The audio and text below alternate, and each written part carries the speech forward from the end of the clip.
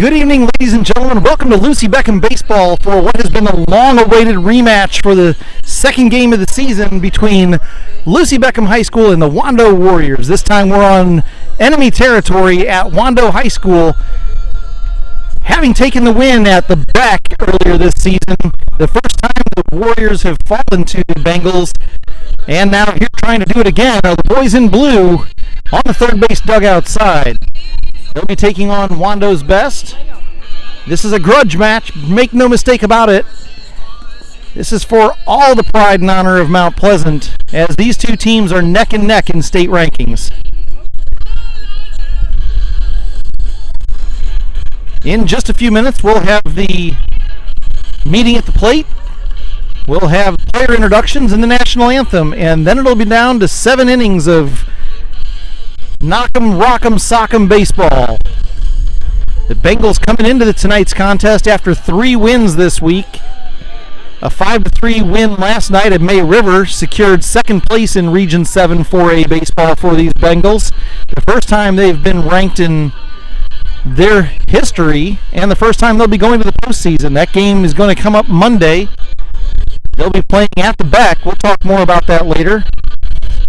But tonight, even though this won't affect postseason play, this is the one that matters.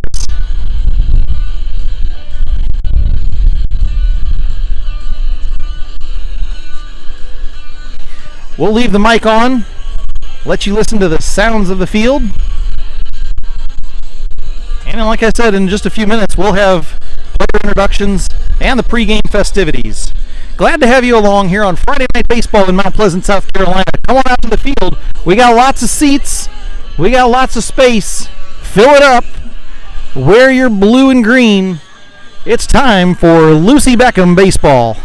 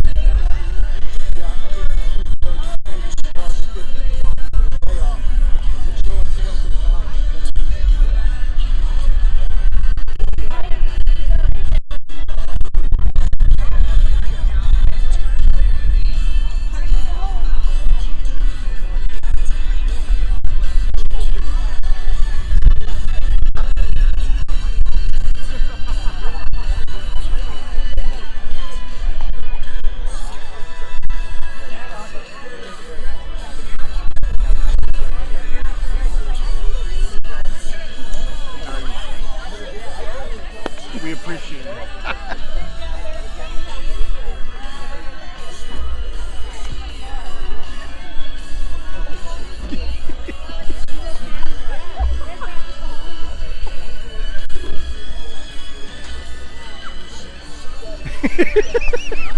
Chad doesn't care.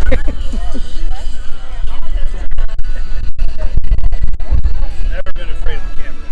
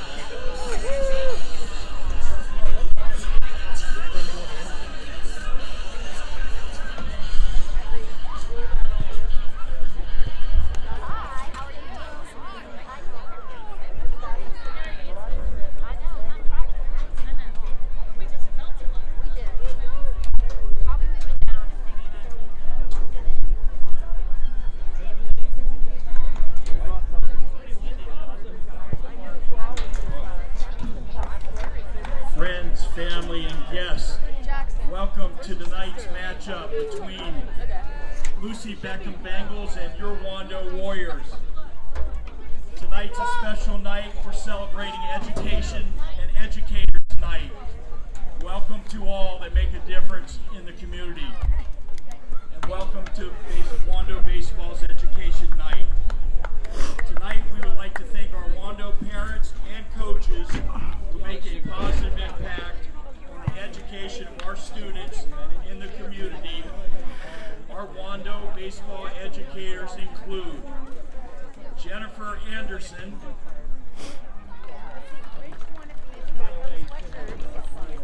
Melanie Bodine, Elizabeth Chase, Jackie Gold, Angela Good,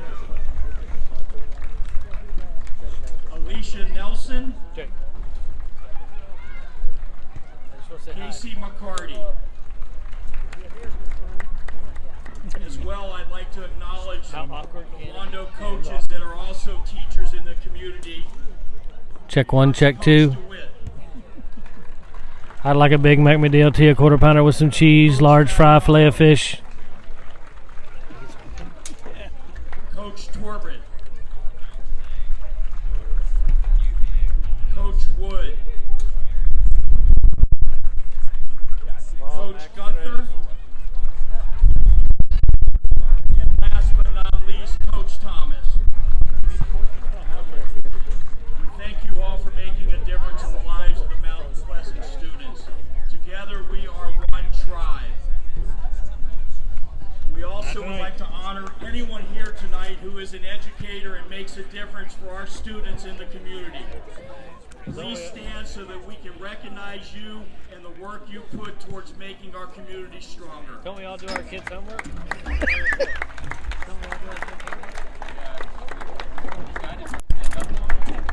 Thank you again. Now I'd like to introduce the starting lineups. For the Lucy Beckham Bengals, starting at pitcher, number 2, Perrin Ketchen.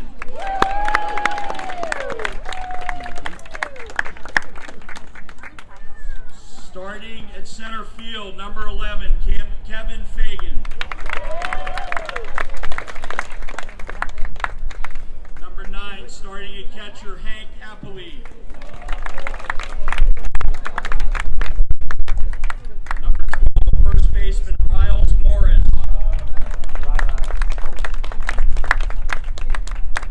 Number 6, left fielder, Kingston Cole. DH tonight, number 8, Preston DiNapoli.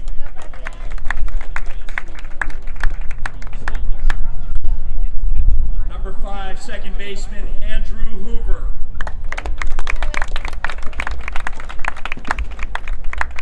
Number 3, shortstop, Tommy Byrne.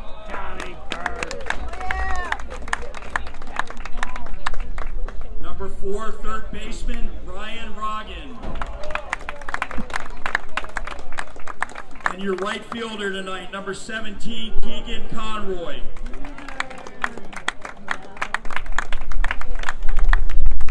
Now introducing your Wando Warriors. Number 5, center fielder, Luke Piliak. Number 14, your shortstop, Brady Gold. Number 11, first baseman, Corbin Martins. Number 2, your left fielder, Logan Kalesha. Number 8, your DH tonight, Max Whitmer. Pitching tonight, number 4, Robbie Waddy. Number 7, third baseman, Tyler Pitson. Catching tonight, 17, Chase Kern. Number 22, playing second base, Jake Downey. And number 25, right fielder, Austin McInerney.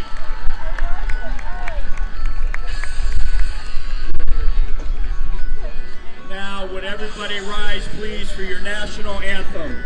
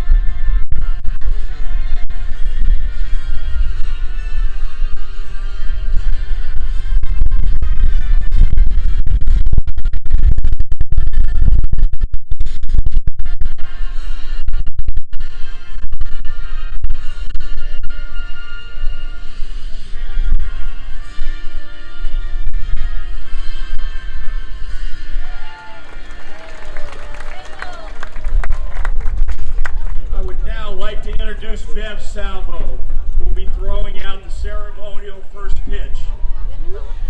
Bev has been at Wando since 2004 as part of our social studies department. She's a lifelong Boston Red Sox fan. This year, Miss Salvo was awarded Wando High School's Teacher of the Year. Congratulations, Miss Salvo. Welcome to Wando Park. Instead of you had me at hello, you lost me at Boston.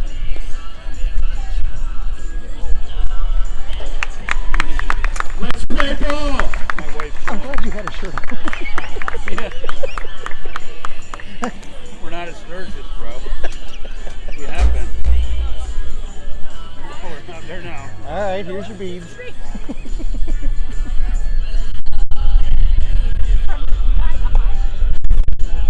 You never know.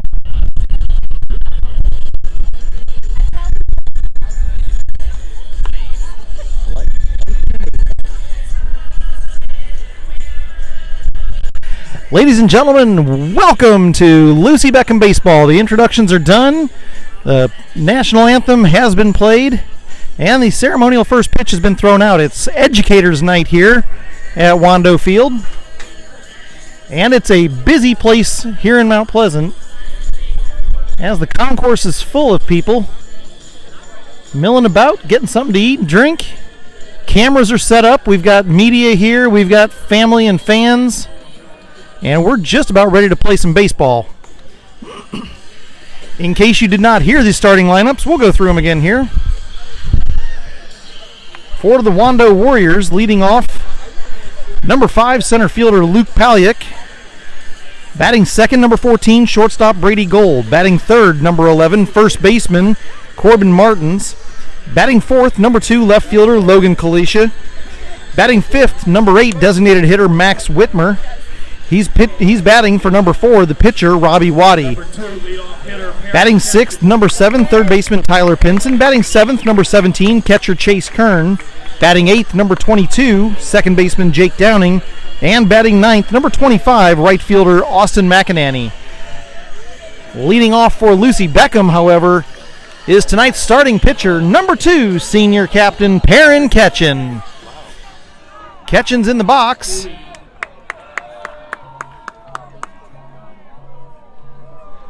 Waiting on the home plate umpire to put the ball in play. And we're off. First pitch tonight, 11 minutes behind schedule. It's 6:11 p.m.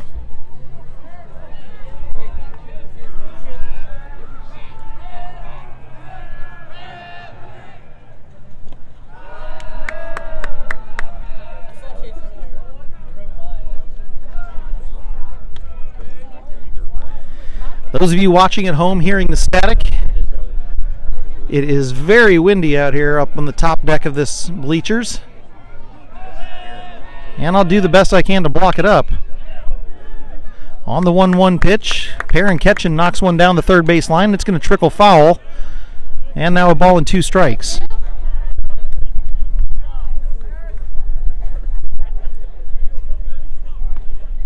A quick editor's note, I have been asked to not call out certain people's attendance tonight, and therefore not everybody in the stands will be named, because some of them aren't supposed to be here. I won't say anything else about that.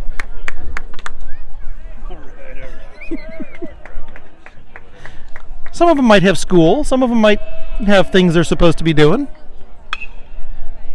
Perrin Ketchen puts one in play. This one's going to fall foul on the first base side, and the count stays at 1-2. The Warriors tonight wearing their white uniforms with gray sleeves.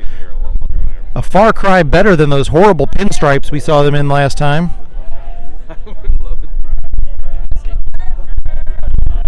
And of course Lucy Beckham wearing the navy over white.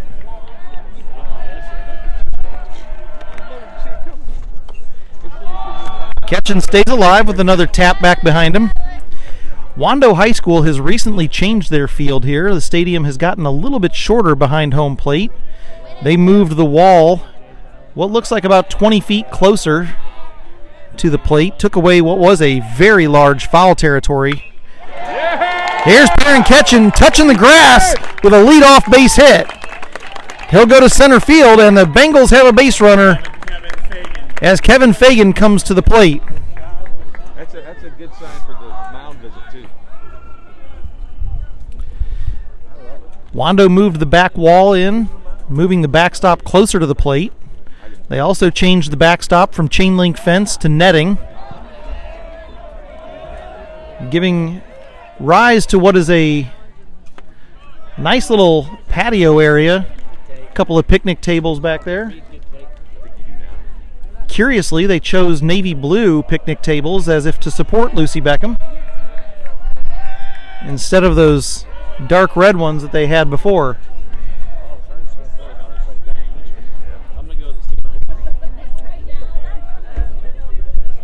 Mount Pleasant royalty here tonight. Jimmy Doyle, Todd Epley, mixing it up with Scott Mesa and Scott Jepson over there. Very few strangers in this park tonight.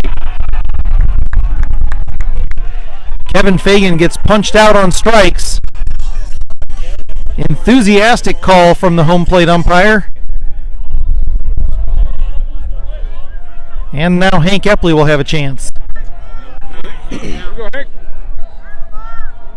One on, one out.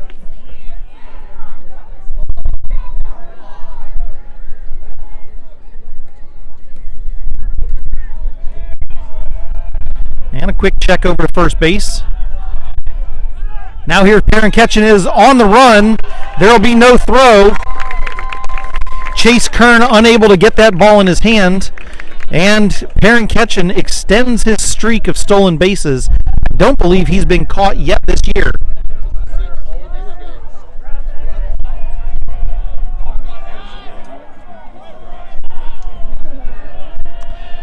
Robbie Waddy sends one in high, and the count is now 2-0.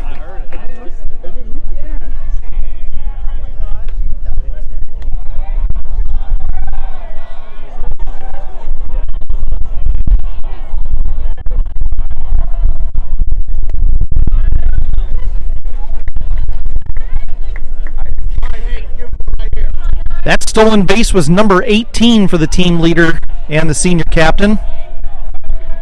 18 stolen bases for Ketchen with 0 caught stealing. A little tapper. That thing came off the handle of the bat. Hank Epley legs it out. He'll be out at first, and Perrin Ketchen unable to advance. So here's Riles Morris with 1 on and 2 away. Number 12, Riles Morris.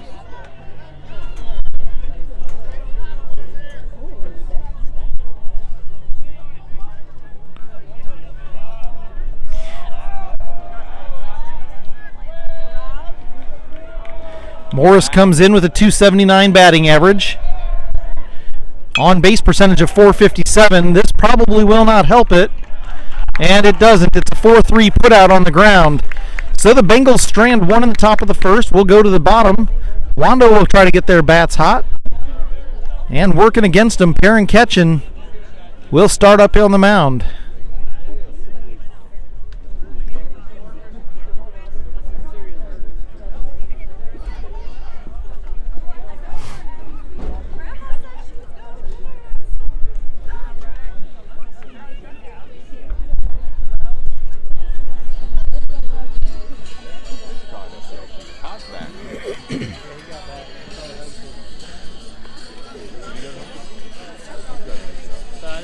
The field DJ chooses Queens, this thing, crazy little thing called love. Not a lot of love between these two teams, each of them gunning for the win. Whoever comes out on the short side is surely going to hear about it for the next 12 months.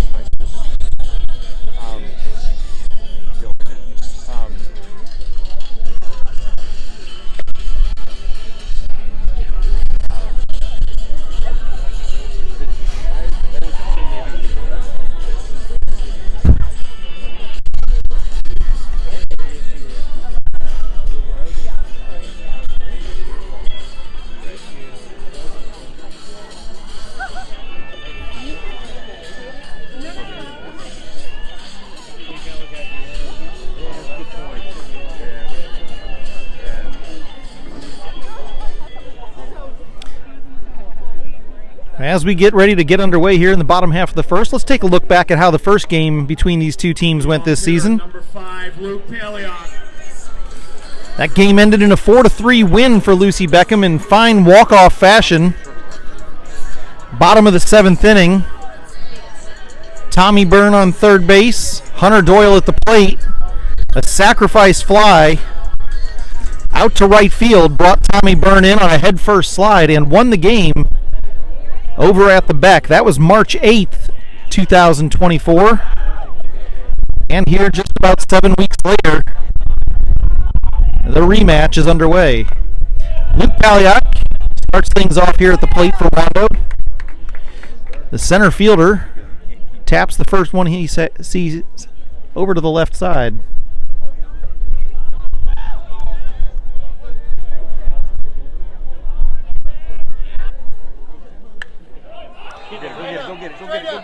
Hank Epley drifting over into foul territory, and a pop-out foul gets things started here for the Bengals. 14, Brady Gold. Paliak retired into foul territory, and now Brady Gold comes to the plate. Brady Gold, the shortstop for the Warriors.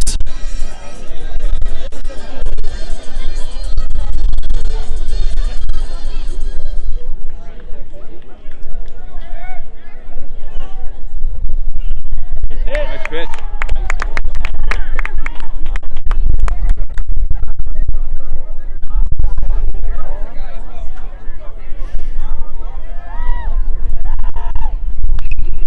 Ball on the ground.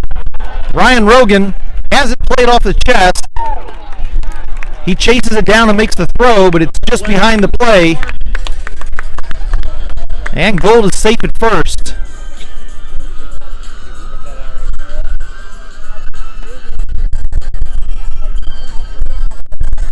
Now here's first baseman Corbin Martins.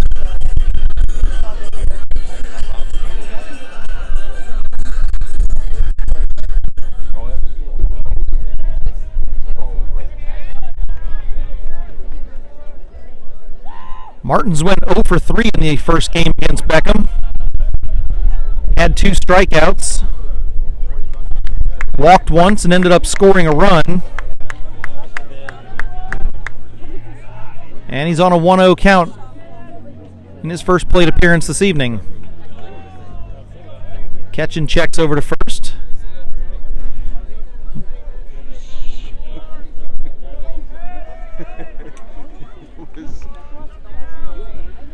And another time over to the first base. Still no change in status over there for Brady Gold, who reached on that infield hit.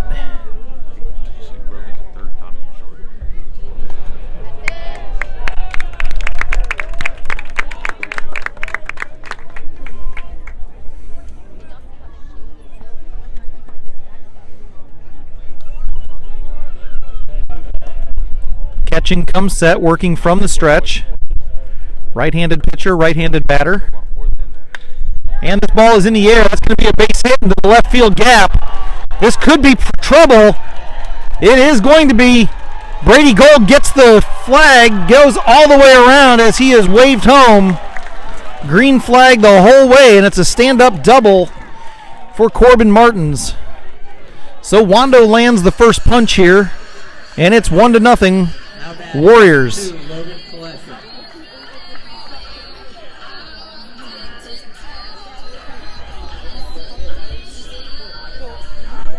That ball was crisply hit, a line drive out to the left center gap.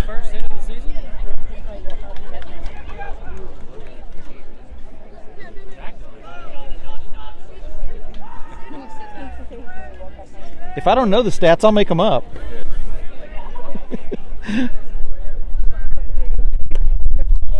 Good pitch. Damn.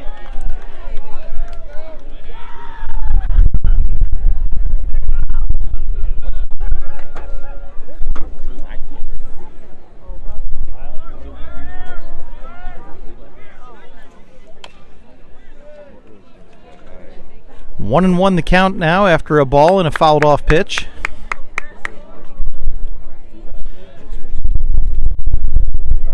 Logan Kalesha, left fielder for these Warriors. Here in the bottom of the first inning, 1 on, 1 out. That runner is on second base. Now here's Tommy Byrne at short, firing across the infield. And the ball gets past Riles Morris. That's going to bring Brady Gold in. Excuse me, that's going to bring Corbin Martins in. And it's 2-0 Wando. Now batting, number 8, Max Whitmer. Not the start the Bengals wanted to have here. And Max Whitmer will be the batter. Whitmer tonight, designated hitter. He was the starting pitcher and went 4 innings against the Bengals in the first game on March 8th. He had 7 strikeouts and 5 walks in that contest, gave up 6 hits and 2 runs. Now here he hits one deep into right field. It's going to hang up there and fall nicely into the glove of Keegan Conroy. So 2 away here. And Tyler Pinson, the third baseman, will be the batter. Tyler Pinson.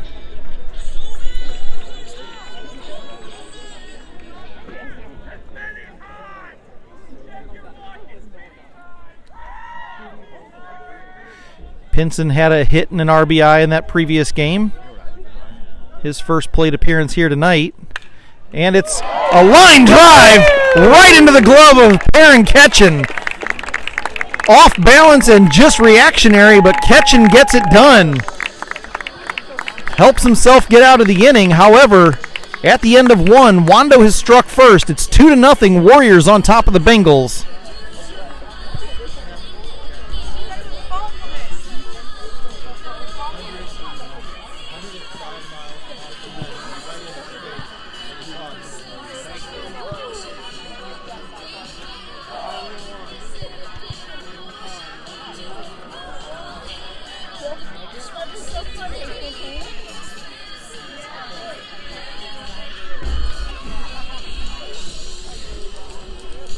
As we go to the second inning, due up for the Bengals, the numbers 5, 6, and 7 batters, Kingston Kolb, Preston DiNapoli, and Tommy Byrne.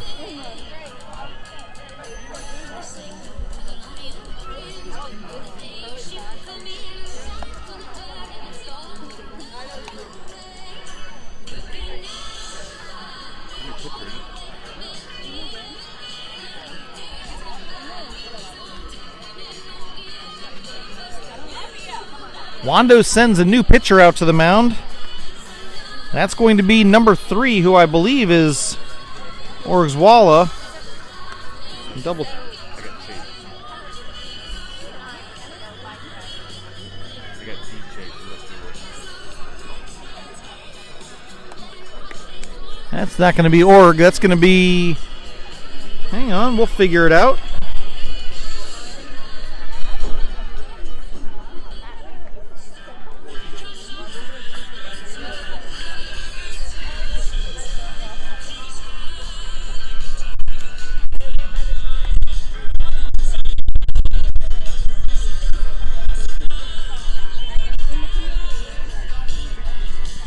That's going to be Dargan Chase.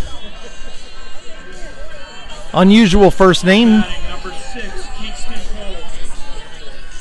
Not sure what the origin of Dargan is, but you don't see that one too often. First batter he'll be facing is Kingston Cole. Kingston in the box. Gives it the wiggle. And now he's ready to hit.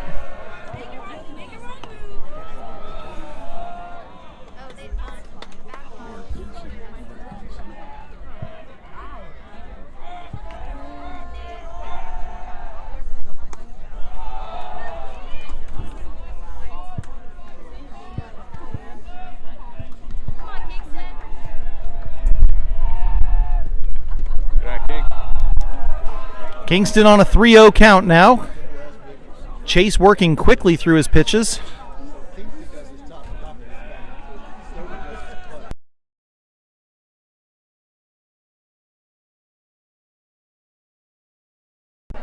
Chilly and windy here at Wando Field.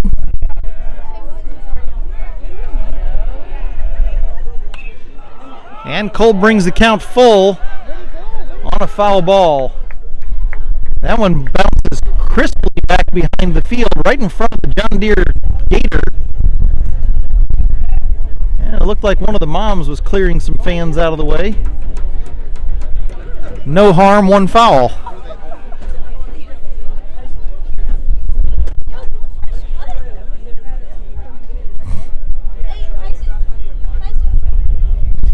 Three and two now on Kingston. From the windup, left-handed pitcher delivers, and it's ball 4.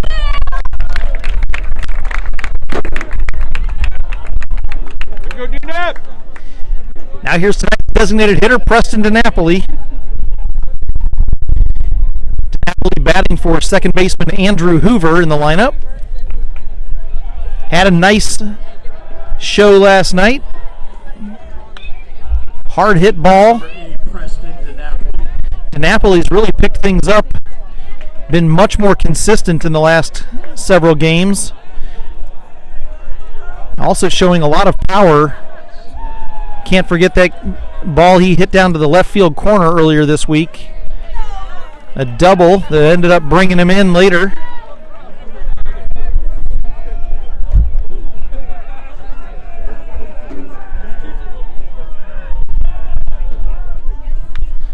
And now he fouls one off into the backstop. Even though they've moved the backstop in about 20 feet, it's still a deep foul territory behind the plate. Much deeper than some of the fields we play at.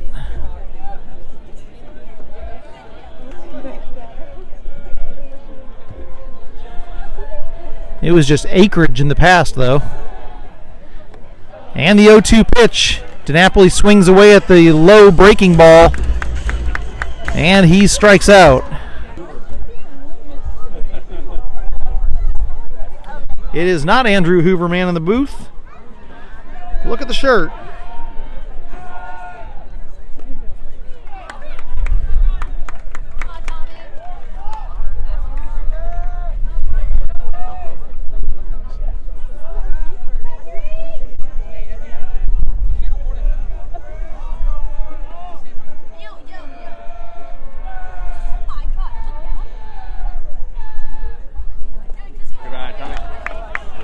Byrne now with the 1-1 count, swinging at one and taking one down in the dirt. 1 on, 1 out here in the top of the second. Lucy Beckham trails Wando 2-0. Here's the pitch, and it's fouled away.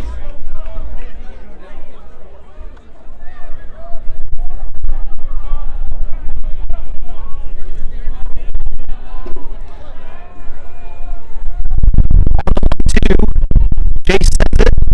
Chopped up the middle of the ground. Second baseman Jake Downing there. And he just gets him. Kingston Kolb advances. Tommy Byrne out at first. Downing and Byrne, former teammates back in Revolution and Canes days on travel ball. Now both that's all, folks. Both middle infielders. The stop, can't get there. Kingston Kolb thrown out at home. Center fielder Luke Palyak, I believe, made that throw. Kingston dove underneath it. And home plate umpire says, no, that's the out. So the inning ends at the plate. Kingston kind of limping back a little bit. Looking at his left ankle. So at the middle of 2, the score remains 2-0. Wando on top of Beckham.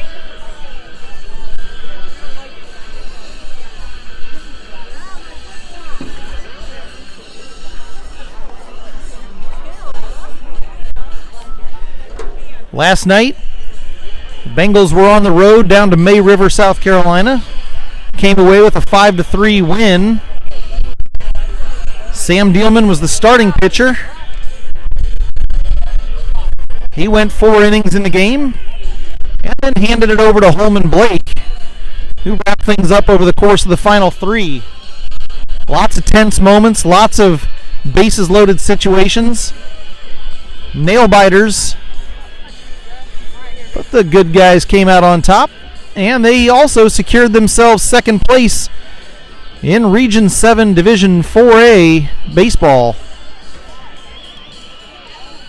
It also put them in the playoffs for the first time in program history. 17, Chase Kern. Tonight is the last regular season game, and on Monday they'll play their first ever playoff game as they take on Myrtle Beach at the Beck.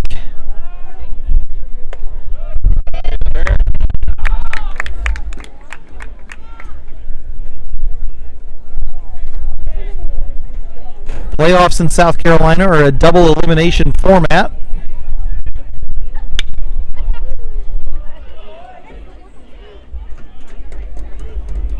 So whoever wins Monday night will take on Wednesday the winner of a, I believe, Region 5 game between Lugoff Elgin and a team to be named. It's an at-large team. Number 22, Jake Downing. The loser of the Beckham Myrtle Beach game will take on the loser of that Lugoff Elgin contest.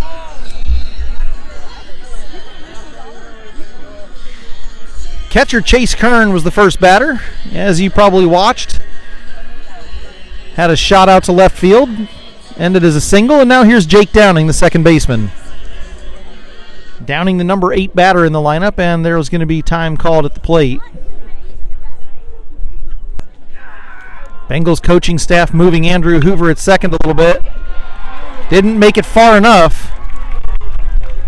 They were trying to get him to move to his left, and that's exactly where the ball went. Number 25, Austin McInerney. A line drive out to right field puts runners at first and second, and now here's Austin McInerney, the final batter in this Wando lineup.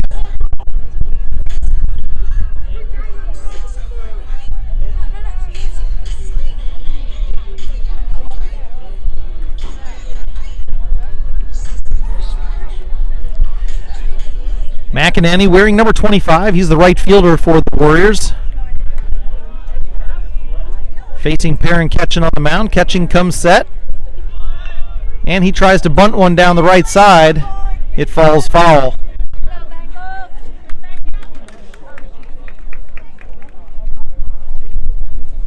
Not my kid.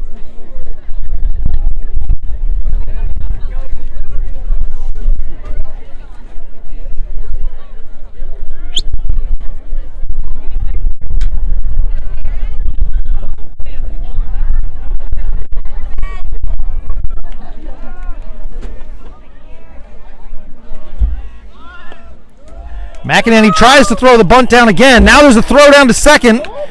A pickle between second and third. And they get him! Chase Kern taken off the bases. Jake Downing advances on the same play, but a heads-up throw from Hank Epley. Epley down to Tommy Byrne, finishes it off with a toss over to Ryan Rogan, and Rogan applies the tag as Kern tried to dive into third base. One away here. Downing on second base, McEnany at the plate with an 0-2 count. He's tried bunting twice. Look for him to swing away now.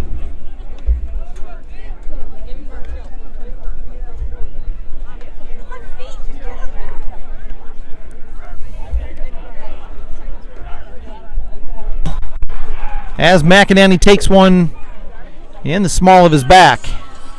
So the hit batsman puts runners back in first and second positions. And the Warriors head back to the top of their lineup, where Luke Palyak steps into the batter's box.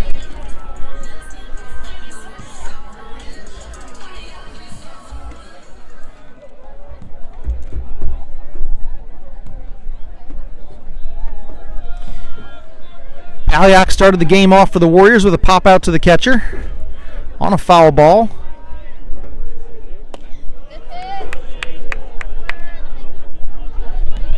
Now he takes ball one.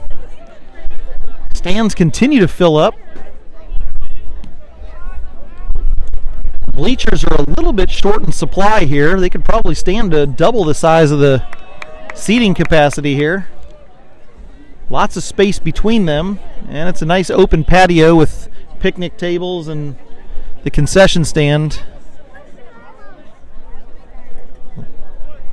Several fans bringing their own chairs and setting up in that wide open area. Now the 1-1 pitch from Ketchen, and it misses wide. Epley keeps it in front of him. Jake Downing thought about a run, and he's going to think twice about it now.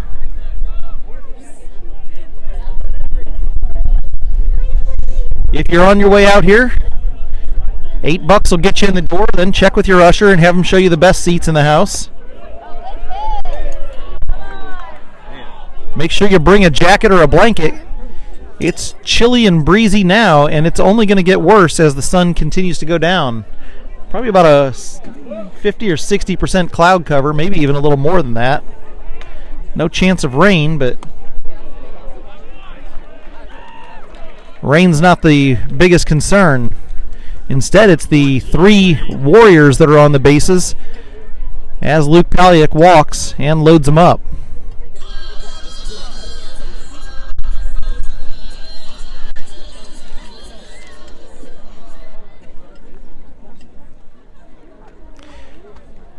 Brady Gold comes up to the plate. He's going to have to wait to see his first pitch in his second at-bat.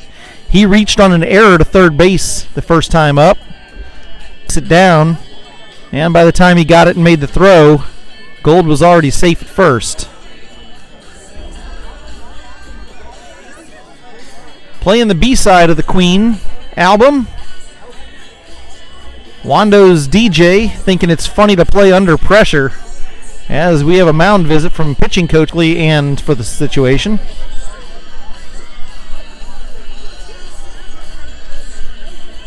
A lot of people came out here dressed for spring baseball. It is decidedly not spring season if you look at the temperature out here. Let's take a look and see what it is, actually. I was wondering if Staff was waiting for the umpire to come to get him so we could have that conversation. Temperature's listed as 68 degrees, but with the breeze, it feels much chillier. Now we're back to baseball, and the first pitch to Brady Gold is ball one. There were a couple of them that were, you got to give them up or down. Coach Kyle Statz extended that mound visit as long as he could, giving a talking and There you go. a little bit of encouragement to his senior pitcher, and now Ketchen finds the strike zone and brings the count to 1-1.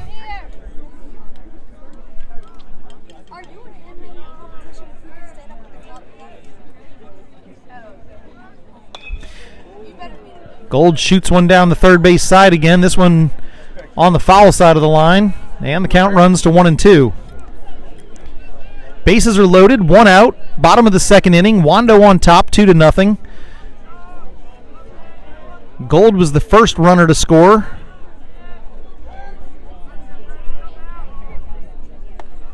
And now he leans back out of the way of ball number 2. A little bit of chin music there.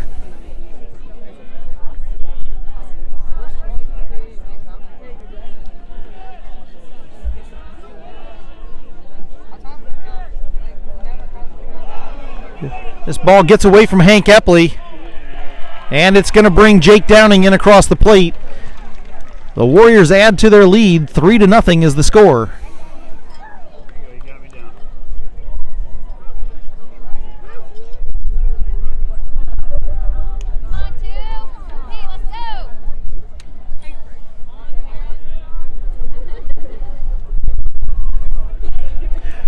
All runners advanced, 2 of them in scoring position, first base open as Gold works on a full count, and he's going to do it again. This one goes foul on the third base side as well.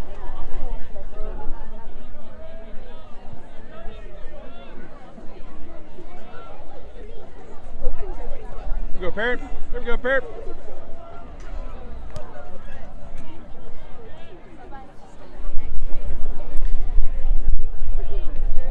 Catching comes set. Delivers, and it is a shot to the left center gap. This is going to score 2. Kingston Kolb goes out, misplays it, picks it up, and the throw is in, but not before Wando adds to it. It's 5-0 here at the Warriors Stadium.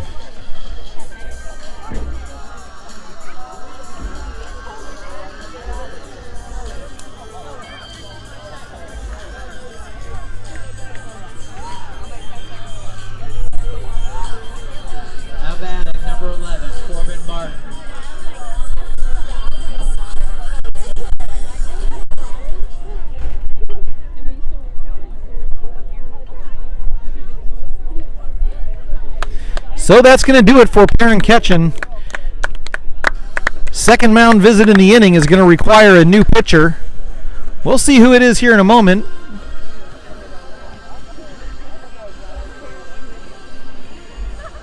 In the meantime, we'll let them get warmed up, and we'll be back here with more baseball in just a second. You're listening to Lucy Beckham Baseball. We're in the bottom of the second. It's 5-0 Wando.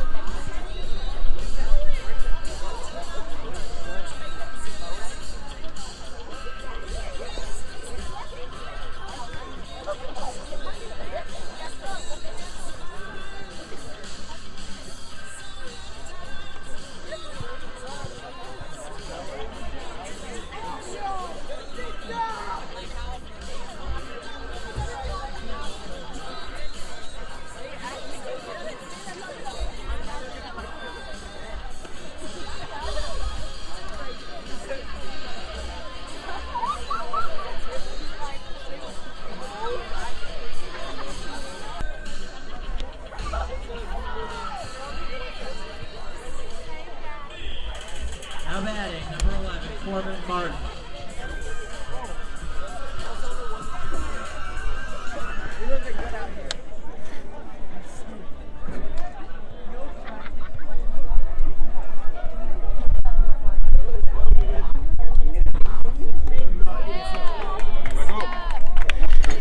So we're back underway with baseball. Michael Mapes is the relief pitcher. And he's facing number 11, Corbin Martins, as the first batter.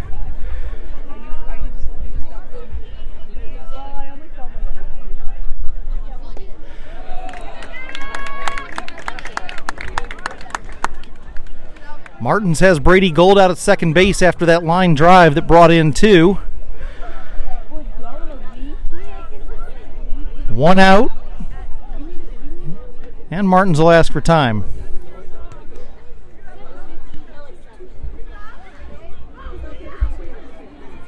Ryan, I appreciate you letting me know about the signal. Looks like there's everything I can do on it right here, right now. We've had the audio go scratchy. We've had the video a little bit unreliable, but we're hopefully getting you as much of the baseball game as possible.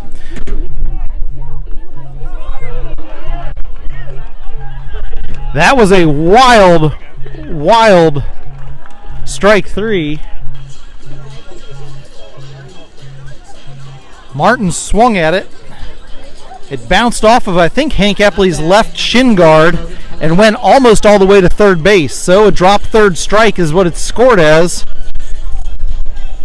No chance to make the throw. Ryan Rogan ended up having to collect the baseball, and Brady Gold ended at third base. So runners in the corners now, as Logan Kalesha is going to be the batter.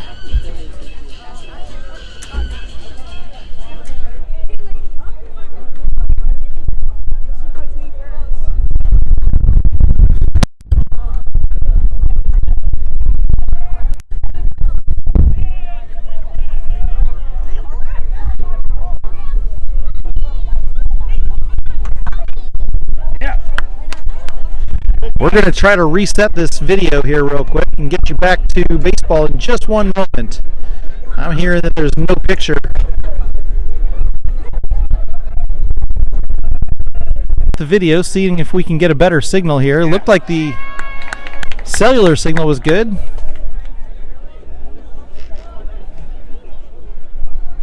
Not many tricks or levers I can pull on this.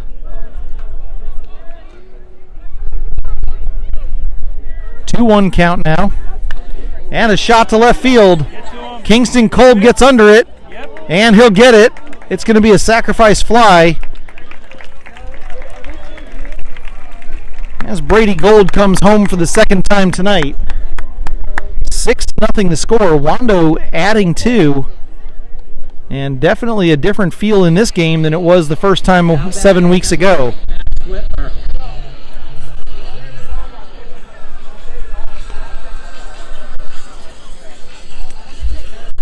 Max Whitmer, tonight's designated hitter for Wando,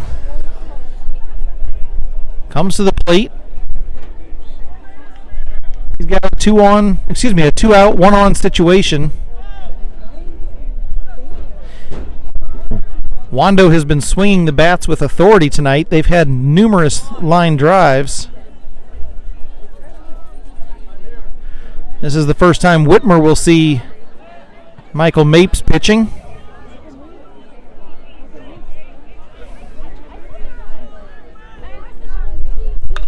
And he's going to launch one into center field. Kevin Fagan gauges it, moves a couple of steps, and he'll end the second inning. However, Wando has really given Beckham their marching orders. They have their work cut out for them.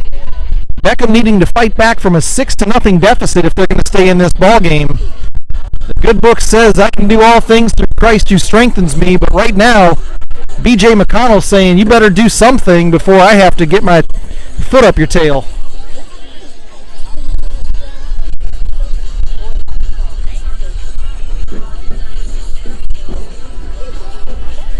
Wando going to throw their third pitcher of the game. Looks like they're limiting the pitches that each person has to throw so they can go into the postseason with more options. This one's going to be number 12. And that is James Fasano. Education night, $1 hot dogs only. Get your dog. If you're on your way out here, bring an empty stomach. They're just advertising dollar hot dogs. Although if you pay $1 for a hot dog and they still make a profit, it makes you wonder what's in there.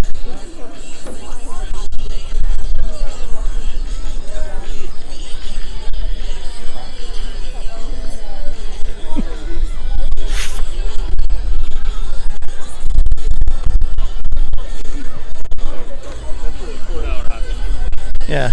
If you go to the concession stand and you ask for the $1 hot dog, maybe do yourself a favor.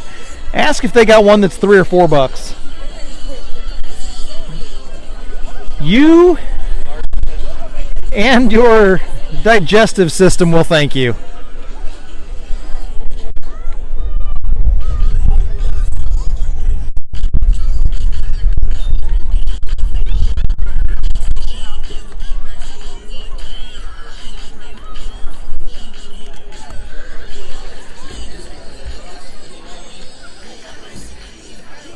Perrin Ketchen, currently the pitcher of record for the Bengals.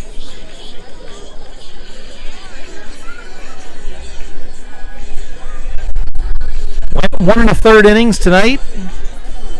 Michael Mapes relieved him. We're about to start off the third. Keegan Conroy will be the batter. And he'll need to start getting the bat hot if he's going to chip away at this 6-0 deficit. Those who are not watching baseball are back behind the bleachers here with what looks like a game of pickup football and something that involves a volleyball and small children. I'm not sure what that game is.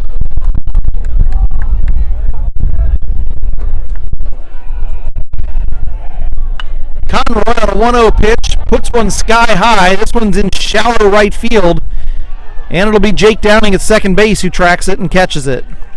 One away as we go back to the top of the order. Perrin Ketchen. Perrin Ketchen. Come on, guys, rally.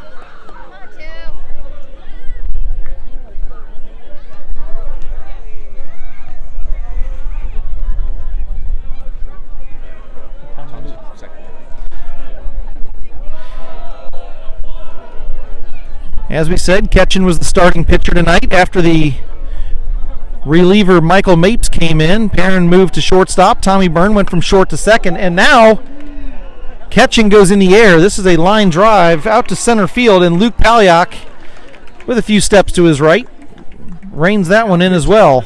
James Fasano.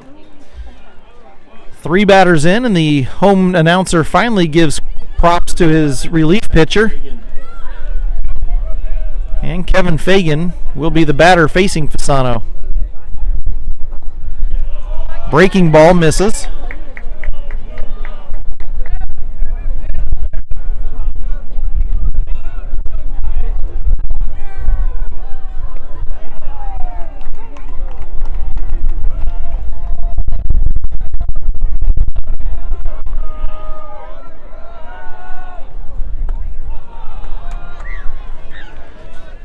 Two-one count now on Fagan.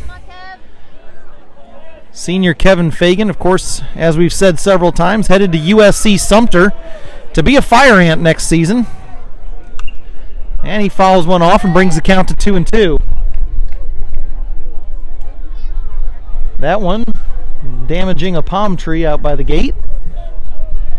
Nothing else hurt.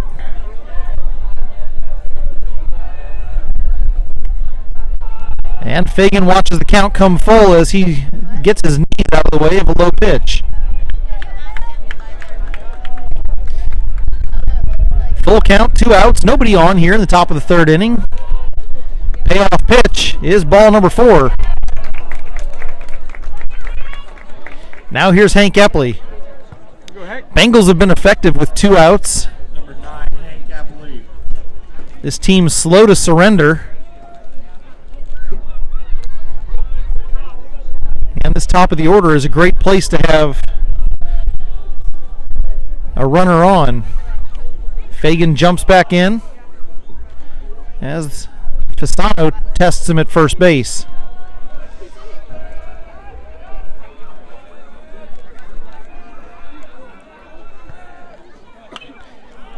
Epley fouls one back. This one's going to go for the other palm tree. It just misses.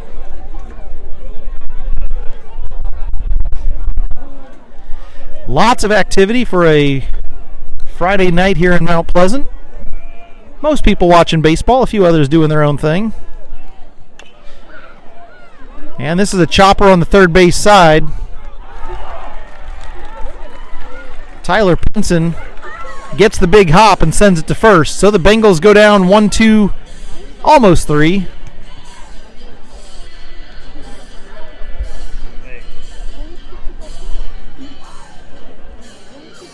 We'll go to the bottom of the third inning. Lucy Beckham on the rough side of the game tonight. 6-0 is your score.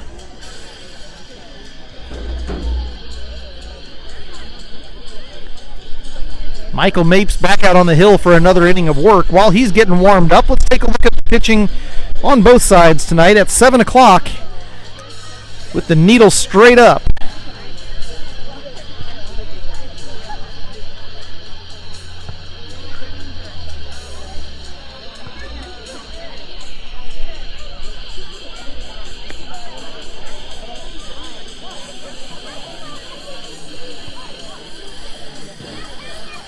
Aaron Ketchen started. As we said, he went 1 1/3, gave up 6 runs on 4 hits, no strikeouts, 1 walk.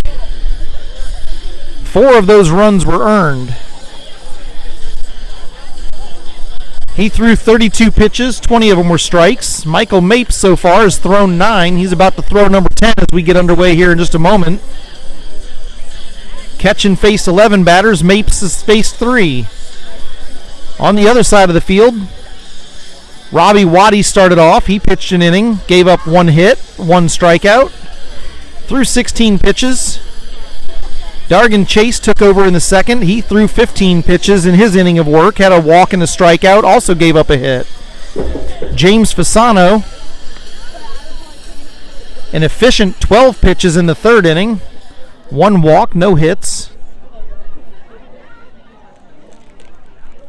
And they've each faced 4 batters. Those Wando pitchers have dealt with the Bengals much more effectively than the Bengals have dealt with the Warriors thus far. As we go to the bottom of the third, we hope for fortunes to change. And Tyler Pinson will be the man at the bat. Mapes' first pitch in the bottom of the third runs wide, and it's a 1-0 count.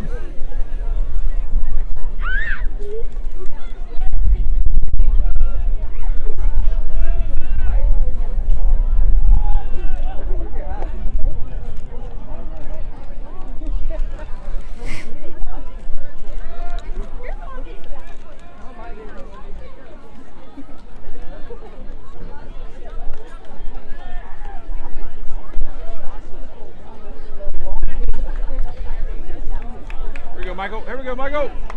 Mapes takes a breath as he adjusts the glove. 3-0 count on Pinson.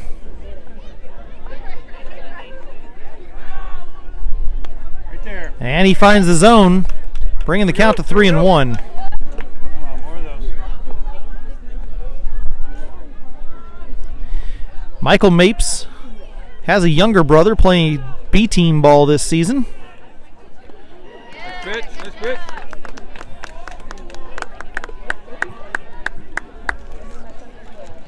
One of 3 varsity players that has a younger brother playing B-team ball this year.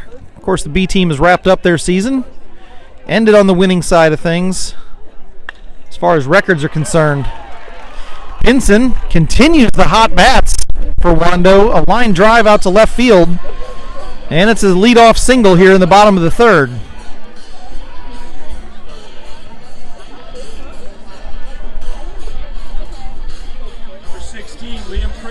Liam Crady is going to be the batter. He's batting in place of Chase Kern.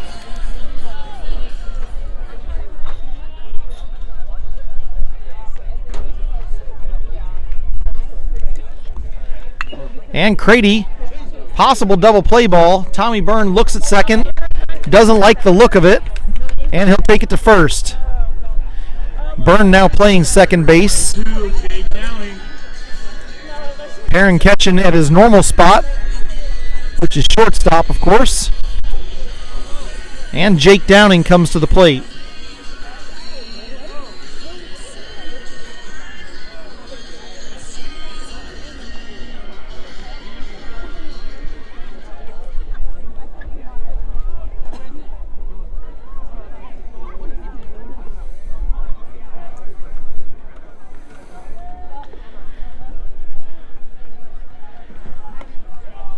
Downing brings the shoulders around, keeps the bat on the back shoulder.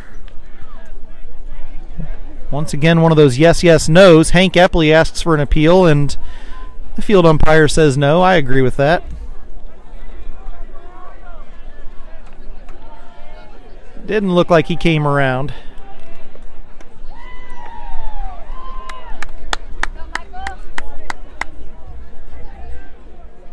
Mapes working from the stretch. On the 2-0 count, comes set, looks back to second base, delivers, and it's just above Jake Downing's head. He ducks out of the way of that. Would have been a helmet popper. And instead of wearing it, he'll take ball 3.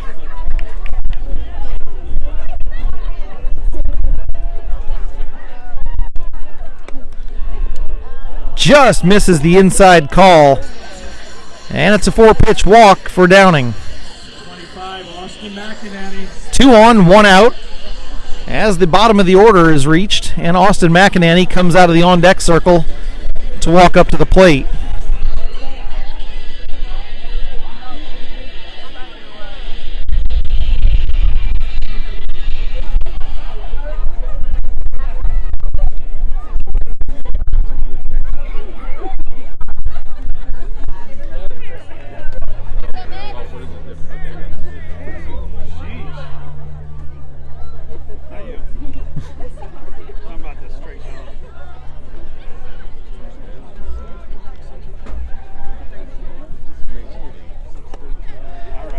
McInerney swings away, brings the count to 1-1. He steps out for a moment, and now he's back in.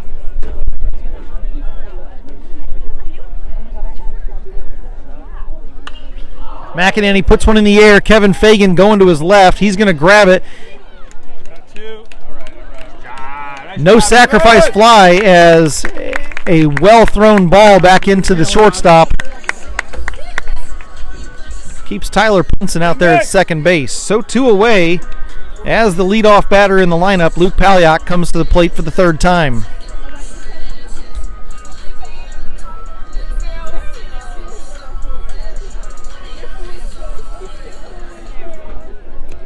Palyak has walked once, came around to score.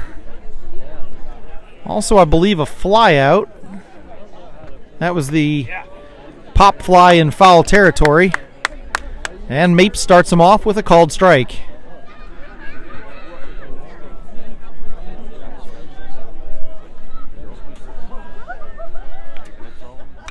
Yeah. 0-2 as Palyak fouls a long ball off over toward the football field. Not sure what that would be. The yard? There's a large patch of grass between here and the football field. Of course, that football stadium is a shared Charleston County School District complex. It is the home field for both Wando and Lucy Beckham. Wando High School, the largest high school in the state of South Carolina, sits on Warrior Drive, but the sports complex sits on Lucy Beckham Drive. Hank Epley with a throw down to third. Not going to be there. That ball got away. Rogan was just in front of the base. And Palyak slid in behind him. Excuse me, Pinson slid in behind him. Palyak the batter.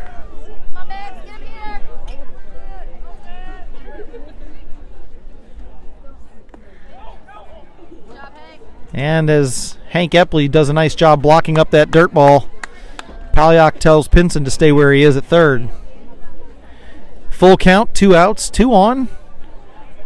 Wando trying to add to a 6-run lead. Beckham doing everything they can to stop him. Payoff pitch, and it'll be a walk.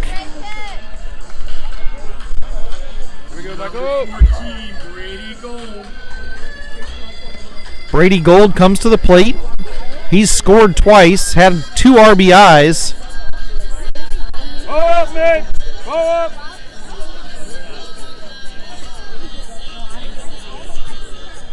Gold, the shortstop here for the Warriors. And he bats in the 2-hole. Mapes delivers. This ball is shot up the left side. Yes! And Perrin Ketchen makes a nice choice. It's a 6-5 putout as he goes over to third base to take Jake Downing. That's how the inning will end. No score in the third inning for either team. However, Lucy Beckham still trails 6-0 after 2 were scored in the first and 4 in a nasty second inning.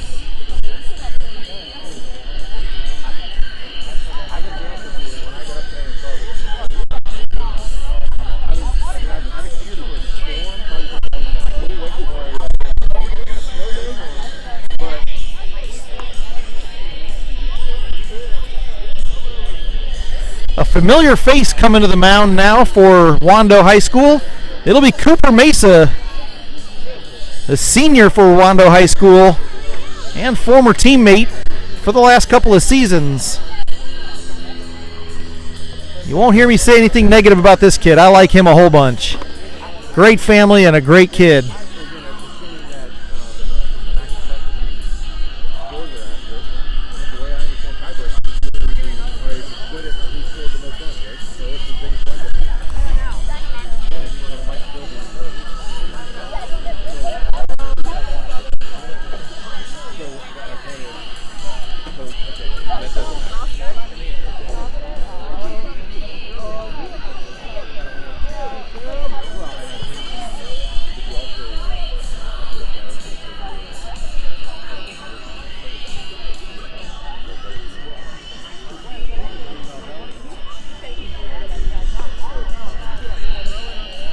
Take this opportunity between innings to remind you that tomorrow morning at 8:30 at James Island County Park, you can join Bengals varsity baseball dad, Kevin Rogan, as he is out at James Island for the Pan-Can Purple Stride, bringing awareness and raising funds to help fight pancreatic cancer. Not a run. More of a walk and awareness building. Kevin will be speaking out there. This ball is in the air. Riles Morris at the plate. And he fouls one off. Kevin building awareness for what has been a very, very troublesome disease for many people. Average life expectancy after a diagnosis of pancreatic cancer around 3.5 years. He's doing everything he can to raise that and increase the prospects of having a long, healthy, meaningful life as they treat and eventually beat pancreatic cancer. Pan-Can Purple Stride tomorrow, Saturday, at James Island County Park. Morris continues to foul a couple off here. 1-2 is the count now.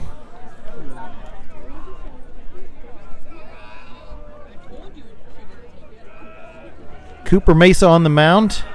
Mesa, a right-handed pitcher, facing Morris, the left-handed batter. And that one bounces off the shin. That thing looked like that might have hurt.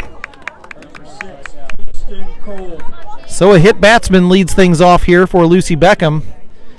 They'll take any way they can, and Kingston Kolb will follow him up.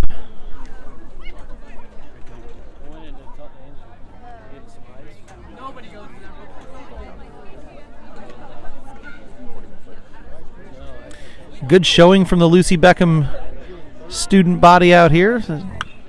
A number of kids young men and women from over on Mathis Ferry Road. Looking down to the right, Tammy Kolb needs a blanket. Somebody take that girl a sweater. She looks like she's freezing down there. Tammy watching her son. And he's on a 1-1 count. Kingston with the bright orange bat in his hand. Fouls another one off. This one over the Wando dugout on the right side. It'll be out of play. Wando has consistently had action in its bullpen. They're limiting each of their pitchers to 1 inning, and so far it's been effective. Lucy Beckham has yet to find home plate as they trail 6-0 here in the top of the 4th inning.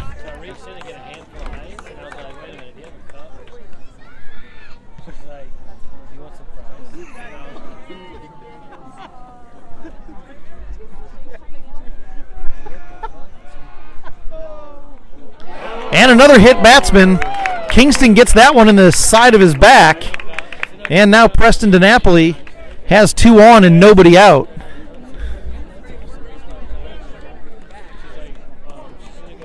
I believe that's Liam Crady that's catching now. Number 8, Preston DiNapoli. And he takes a few steps out to go have a word with his pitcher. Both of the Bengals that are on base reached the tough way, getting bruises for their trouble. And now Preston DiNapoli takes strike number 1.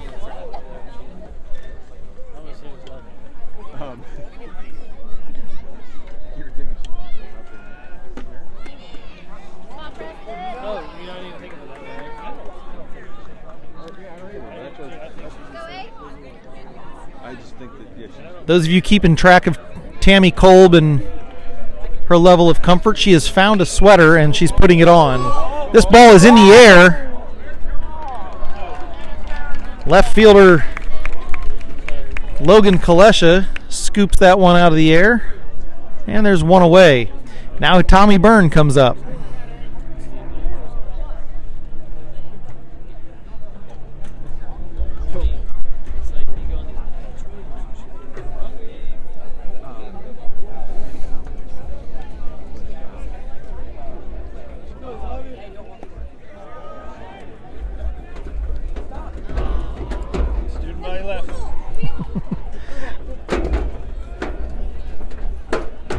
A mass exodus of the Lucy Beckham student body as if they all just remembered that there's homework due at midnight.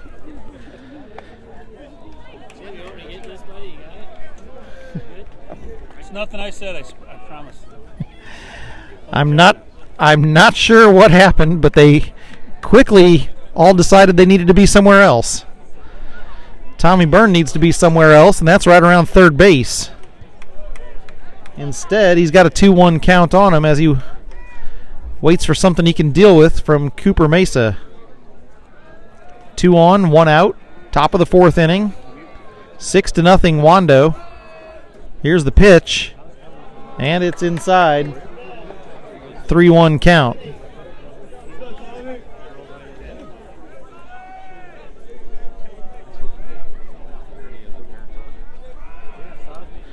Mesa comes set. Kicks, delivers. This one's back up the middle. It gets through. That's going to bring a run to the plate. Riles Moore is called out at the plate.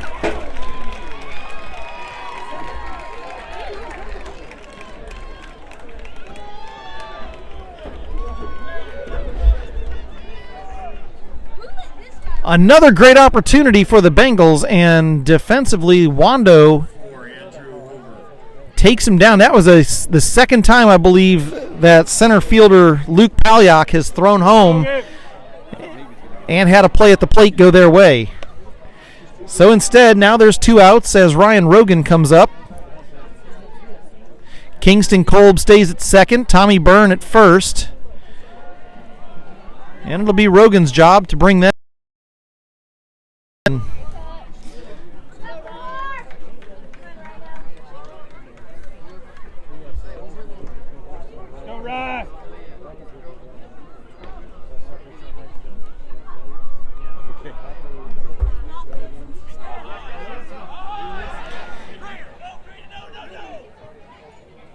Ball gets past Liam Crady.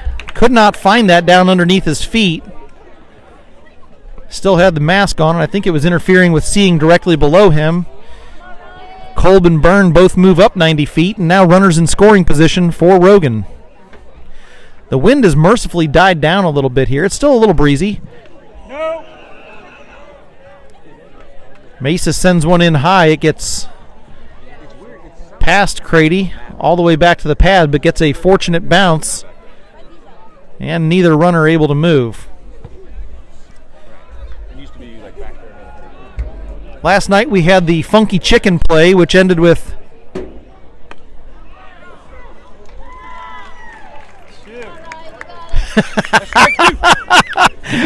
home plate umpire enthusiastically punches out Ryan Rogan, who reminds him, "Sir, that's strike 2. I get 3 of these."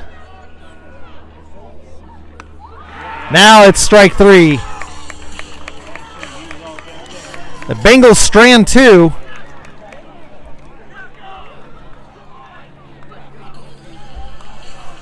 And we go to the bottom of the 4th inning. The best part of tonight is that they care. Like, that is so awesome.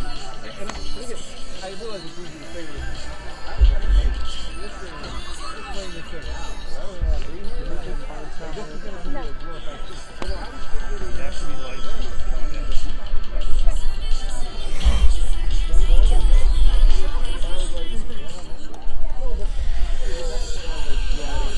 If you're watching this, you're a Lucy Beckham fan, I'm willing to bet. And if you are watching this game, a little piece of your heart is breaking so far, as the Bengals struggling to find a way to score a run. 2 plays at the plate, both go in the wrong direction. Wando's bats have been on fire, and a couple of errors have helped their cause. We're sitting at a 6-0 deficit as we go into the bottom of the 4th inning.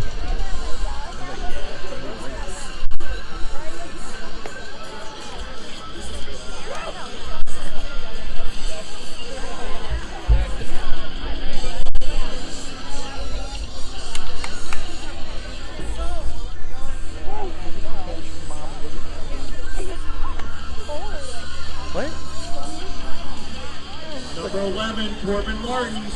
like a couple of hot dogs or something.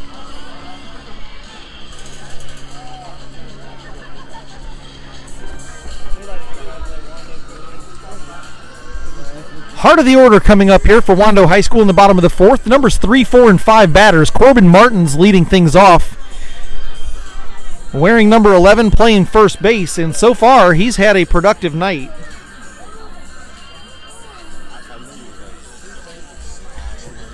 Martins has had a hit, a strikeout, an RBI, and he's scored a run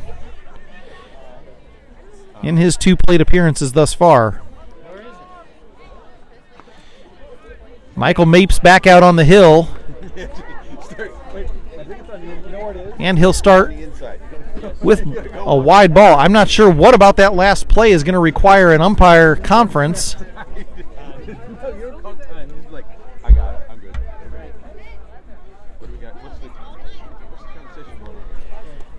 I don't know if they realize that some of the steakhouses in town are going to be closing soon, and they need to get this thing sped up a little bit. Thought you wanted seafood. No, I said steak. Well, how do you feel about chicken? No, I don't want chicken. What about surf and turf? Well, that's steak. Now they're going to have a word with the pitcher. And that, of course, will bring Coach B.J. McConnell out of the dugout to see why they're talking to his pitcher here. Kyle Statz follows him up.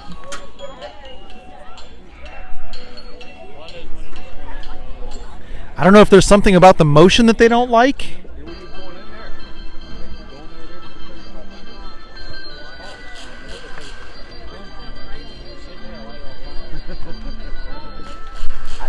I mean, Looks like they're talking about the way his feet are coming when they come set. They've seen him for multiple batters now. Now seems like an odd time to have a conversation about it. He's only thrown one pitch here in the fourth inning, and that's been enough to get the game stopped here for a few minutes.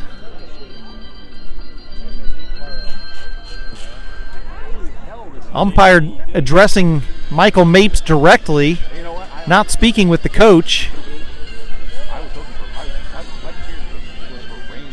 As we've reached the golden hour of the day, sun is coming in from over my left shoulder, streaking across the infield.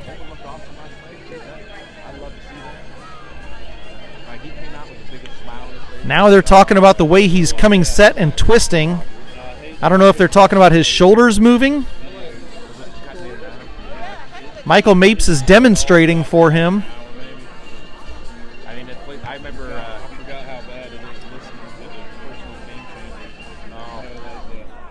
Sir, it was step ball change, leg kick, spin, twist. I know the routine, he says.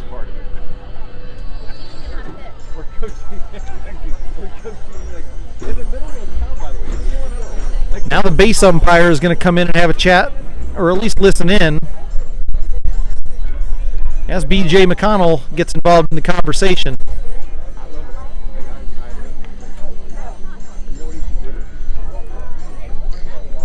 This has become an extended visit, and at the end of it, it doesn't look like there's going to be any change.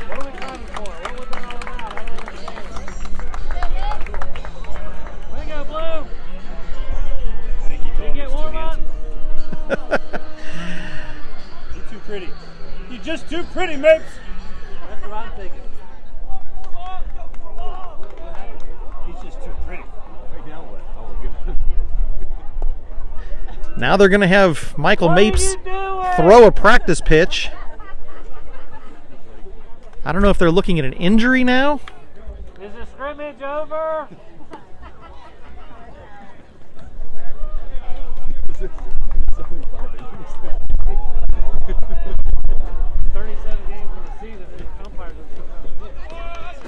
We started this game yesterday, and now we're finally getting back to it, it looks like. Or at least that's what it feels.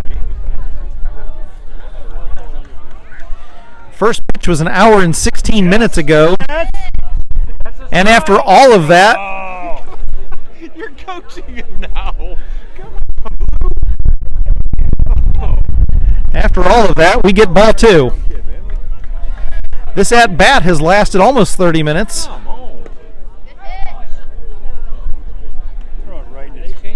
I don't know. Did they change something on his delivery? I don't know if they made him stop doing something. Oh. He's saying he was setting off of the... That rock back and forth. He's not letting him off. We're looking at the way that his front step comes set.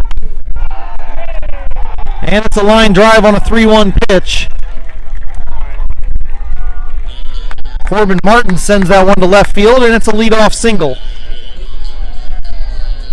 Now batting, number 2, Logan Kolesha. The base umpire, standing over there behind first for that at-bat, is having to shield his eyes pretty aggressively from the sun.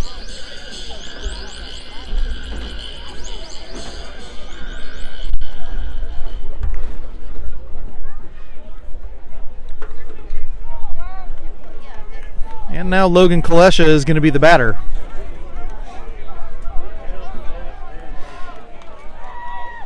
Yeah! Come on! Umpire just not giving anything up. That pitch on the inside edge, not called for the strike.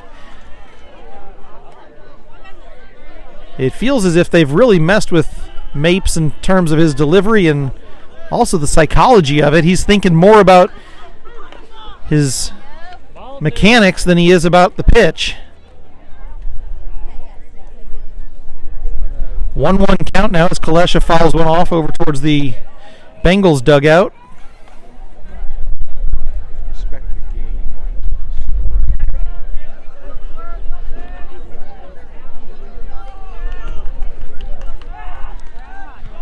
And now he's going to break up the pace of play with a check over to first base. Mapes working deliberately here. Gets a sign, looks over to first, now comes set, delivers, and it's on the ground. That's going to get past Rogan. Perrin catching, going to be the cutoff. Now batting, number 8, Max Whitmer. As Kolb out in left field retrieves the baseball. You been here. Come on, you got this, kid.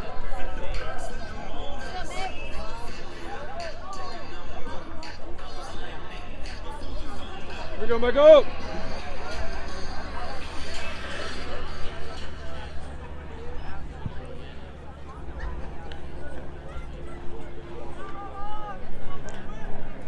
Nobody out. Runners at first and second. Mapes comes set, delivers. Bunt is shown and pulled back. There it is. Now you found it.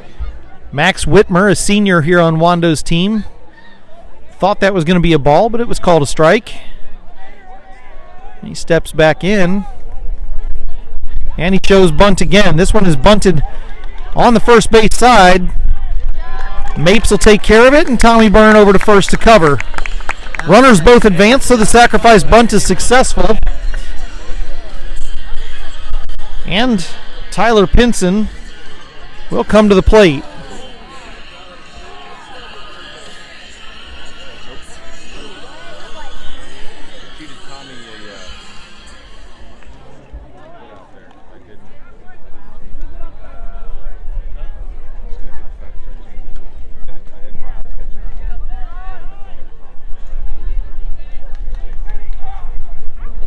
First pitch to Pinson is down in the dirt. And Corbin Martins comes home on it. Interesting little exchange there. Martins and Mapes gave each other a pat on the back at the plate as Mapes came in to cover. I believe those two used to be teammates. Traveled baseball and living in Mount Pleasant. You see all these kids at some point or another.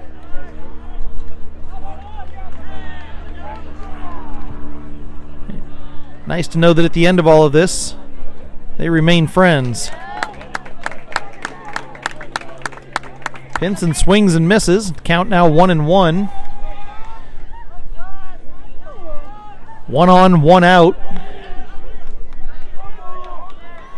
Here in the bottom of the 4th inning. 7-0 is the score.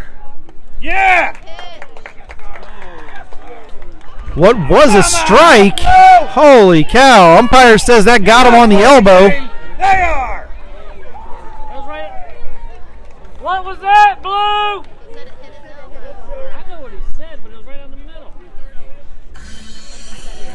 Now batting, Liam Crady. So the catcher, Liam Crady, comes out. He'll stand at the plate instead of crouching behind it. And he has runners at the corners with 1 away.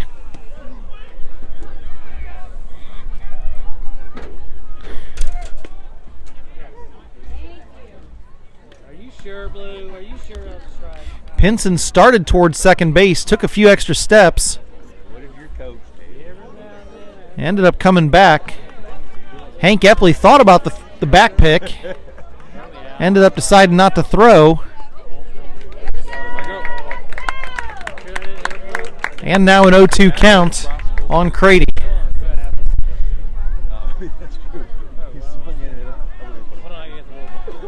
Lights are on. The sun is just about down.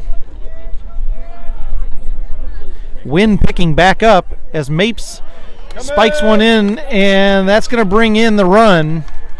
8-0 is the score as Logan Kalesha crosses the plate. Pinson also advanced. He stands at second base now. And Crady has a 1-2 count on him.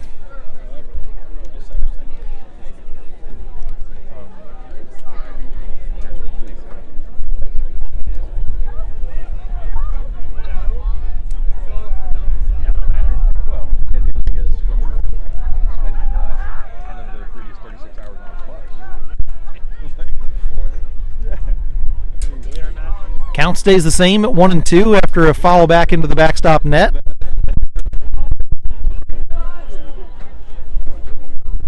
Now the home plate umpire is going to call a balk. Hey, good call, good call. Great. Keep it going. And Pinson trots over to third base. Watch your roll, Blue!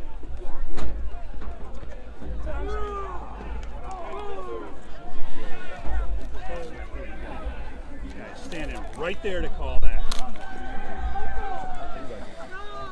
A home plate umpire has not made any friends here this evening, as Michael Mapes gets a strikeout and sends Crady back to the dugout. Batting number 22, Jake Downing. Jake Downing, the number 8 batter in the lineup, comes to the plate. And like so many others, he starts by drawing a cross in the dirt.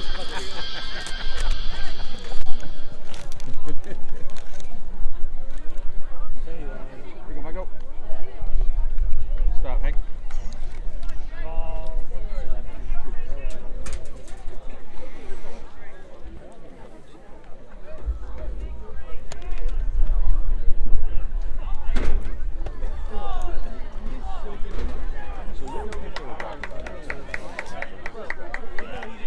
Epley does a nice job catching a high ball and keeping that from being damaging. Mapes, you can tell, is just not throwing the way he normally likes to throw. This umpire is in his head after the balk and what was about a 7 or 8 minute discussion about his delivery. Finally, the home plate umpire agrees with what is a strike. And now it's 3-1.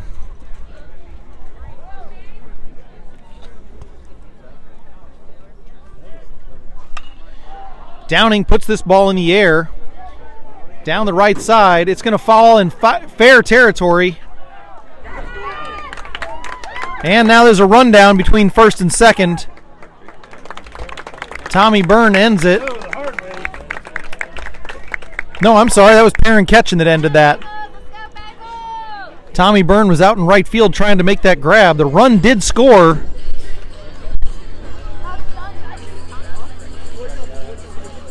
And as Jake Downing rounded second,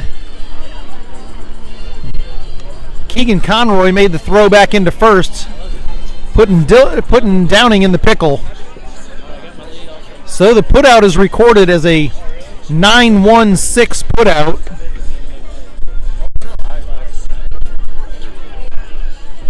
But speaking of 9, that is the score here. Wando on top by 9 as we go to the top of the 5th. Nothing seeming to go the Bengals' way in this final game of the regular season. Maybe this is what they need to get it out of their system before they go into playoffs, but so far this has been a frustrating evening of baseball.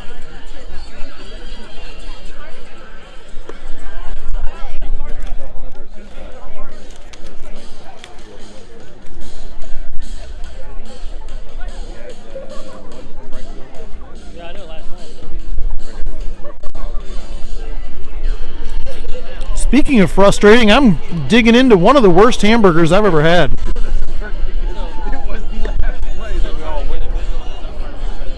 You can almost taste the Costco freezer burn on this thing. I don't think anybody over there at the grill has heard of salt or pepper. Now pitching for the Warriors, Arthur.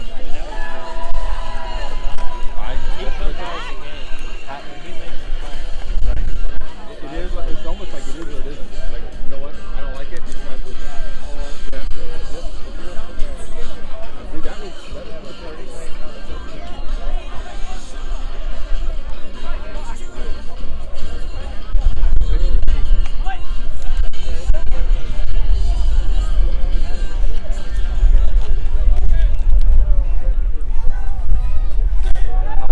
Logan Parker now on the hill for the Warriors, and Keegan Conroy at the plate for the Bengals.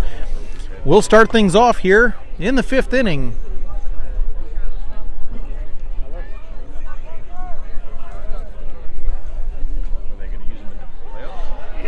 And another hit Bengal. The Warriors pitching staff has been putting bruises on these boys.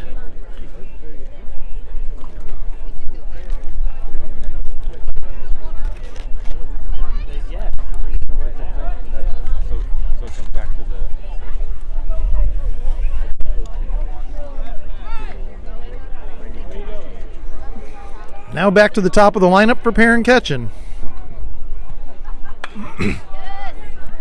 Ketchen lines one to second base. Jake Downing does a nice job timing the jump. He grabs that one out of the air and sharply throws back to first. Keegan Conroy dives in safely. There's one away for Kevin Fagan now.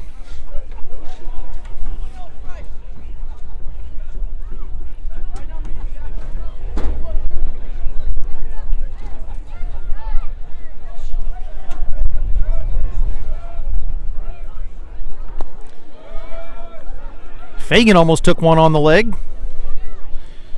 Maybe the foot. He'll step back in and try to swing the bat again.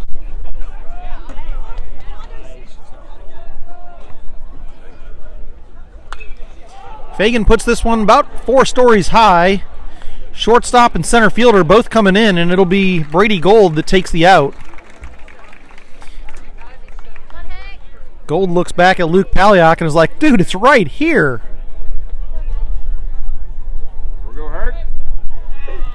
Now with 2 away, here's Hank Epley.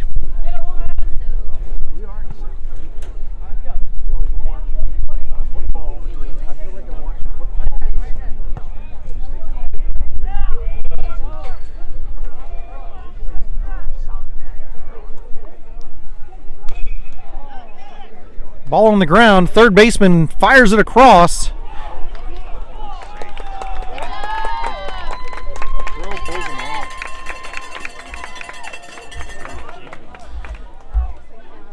A hard-fought run, and Hank Epley just beats the throw. Tyler Pinson fired a cannon shot across the infield. And now we'll see Hunter Doyle run for the catcher.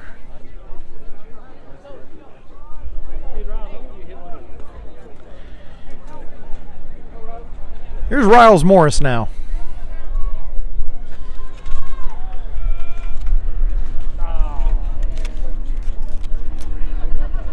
I was just going to say, you know what? You want to sell more hot dogs? The umpire to come with you. One of those on Monday night. Free hot dogs. Hey guys, we're out of hot dogs. What happened? The umpire.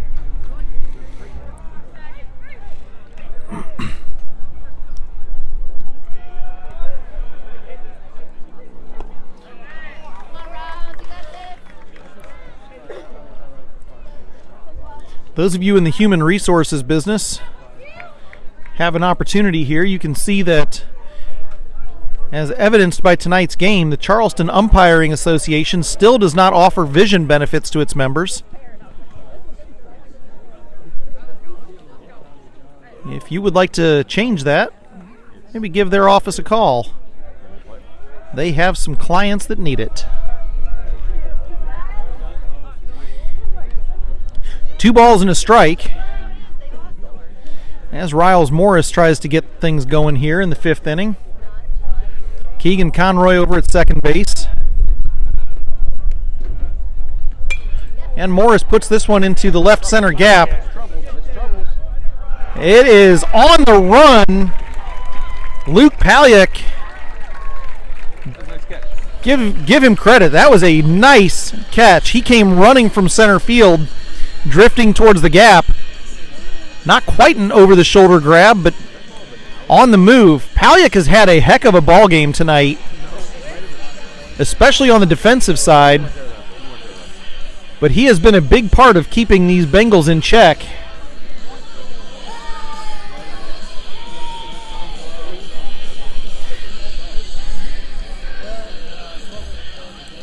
Coach McConnell sends his third pitcher of the evening out to the mound. This is going to be, I believe, Charles Kelly. We'll take a look at how Michael Mapes wraps things up.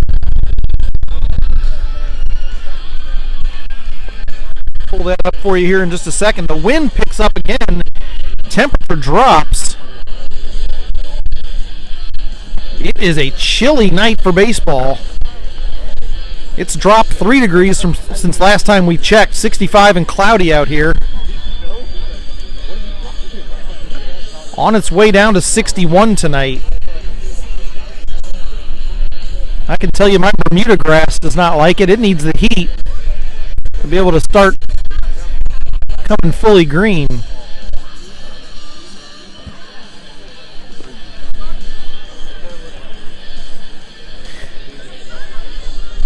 Michael Mapes pitched 2 2/3 innings. Gave up 3 runs on 4 hits. All 3 of those runs were earned. 2 strikeouts and 2 walks. And he faced 15 batters. Mapes threw 53 pitches. 28 of those were strikes, although that's only the official record. If you ask around, I think you might have a different number from some of the people who have been watching this game. And 1 batter was hit by a pitch. Now Charles Kelly is on the hill. For the Warriors, number 1. And he'll face Tommy Stewart, starting things off here. Stewart comes into the game batting for, I believe, Austin McInerney.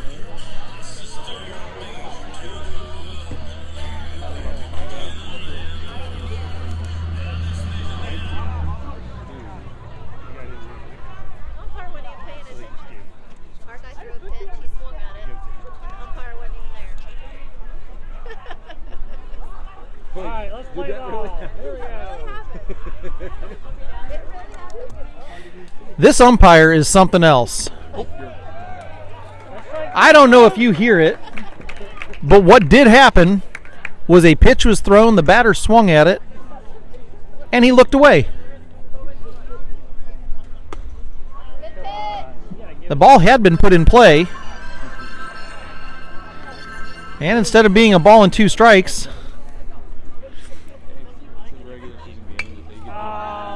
it's now a 1-1. This ball is in the air. Perrin Ketchen calls off Ryan Rogan, and he'll take the fly out deep behind third base. Now batting, number 5, Luke Pallion.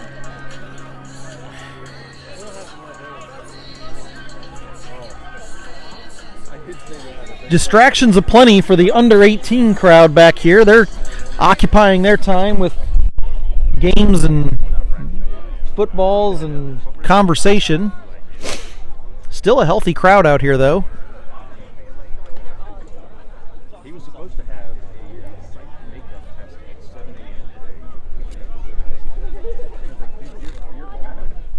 You're on school field trips. Luke Palyak, the center fielder at the plate, has a 2-0 count on him as Charles Kelly works on the hill.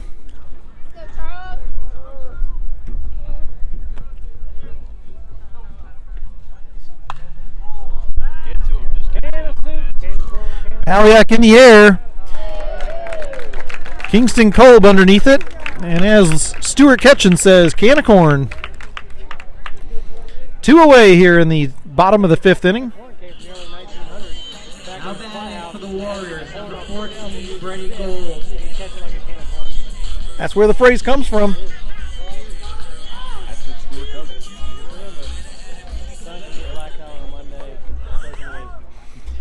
Now here's number 14, Brady Gold, the shortstop, batting in the 2 hole. A wild pitch gets past Hank Epley, but there's no damage done with nobody on the bases.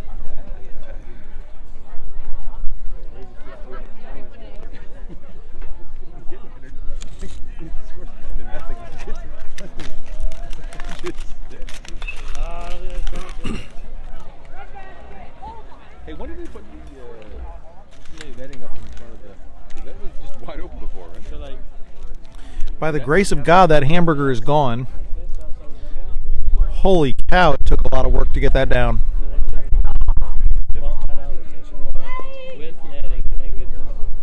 Umpire leaves that pitch outside for ball number 2. It's a 2-1 count here on Brady Gold.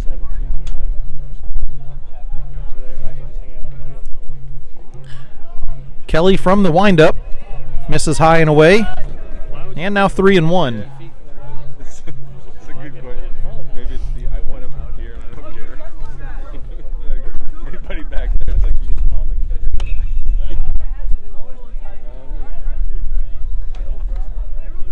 So you think they're going, so it's better than the previous years. Like, they we don't? Like, I mean, if we had to... I mean, look at the size of the one. It doesn't fit on those two. Yeah, it's almost to the batter's box. And Brady Gold will take the walk, heading down to first base. Now batting for the Warriors, number 11, Corbin Martin.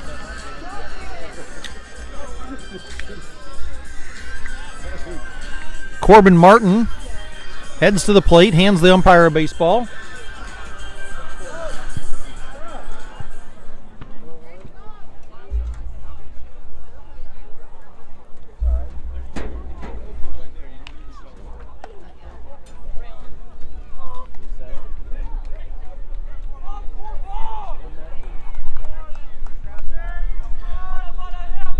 One-0 pitch. Kelly working from the stretch now. And this ball is in the air. Out to the right side. Keegan Conroy.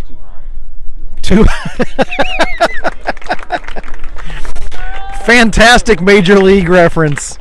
That ball was too high. Too high. Keegan Conroy got underneath it. And the third out is in the books. So is the fifth inning. However, at the end of 5, Wando still shutting out the Bengals. It's 9-0 here at Wando High School. The Warriors have scored in the first, second, and fourth innings. Most damage done in the second when they plated 4.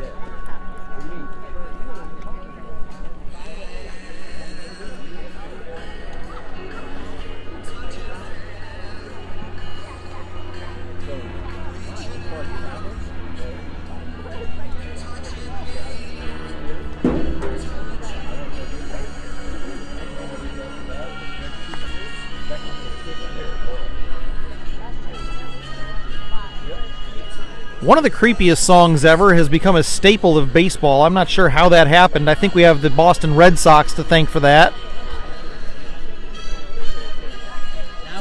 If it weren't for the fact that Boston loves to be drunk and sing this song, it probably would never have happened. I'll leave it to the Sox and their fan base to make the weird commonplace.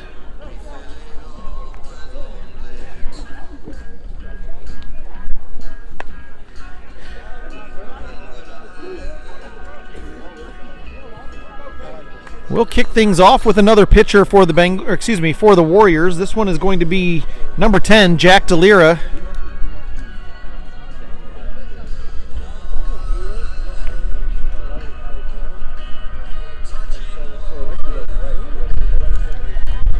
DeLira will face Kingston Kolb as the first batter here in the 6th inning. And it'll be Kingston's job to whittle away this 9-0 deficit that the Bengals find themselves in right now.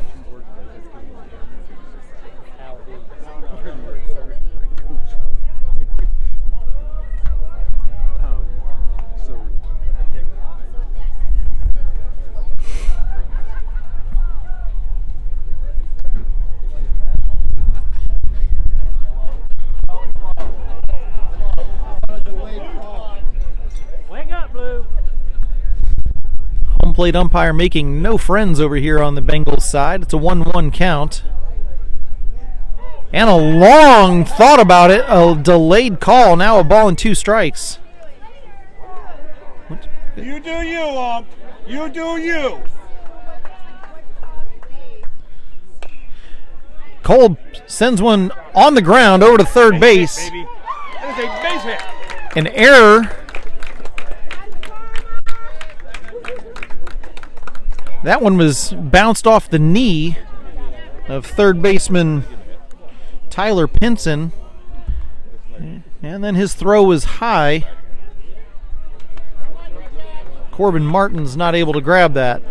Kolb stands at first base. Preston DiNapoli stands at the plate, and it's a 1-on, no-out at bat. You never know.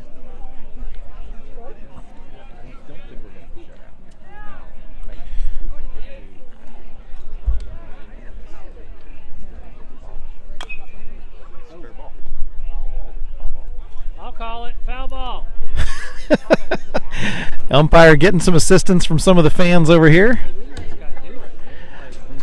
1 ball, 1 strike on the designated hitter. Remember when he rung up Rogan on strike 2?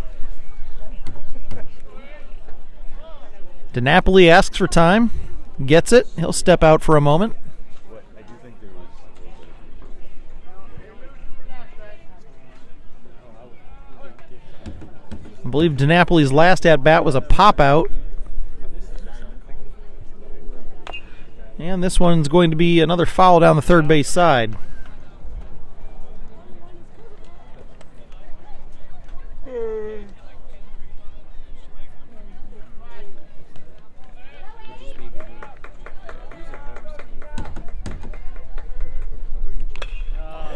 This ball is a line drive up the middle. It's going to touch the outfield grass.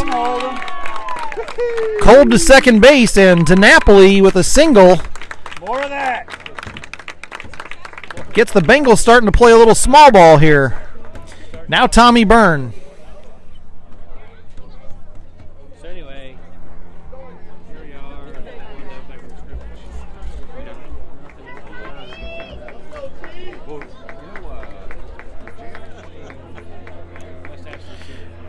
No one on, or excuse me, nobody out. 2 on as Tommy Byrne comes to the plate, and he takes strike number 1.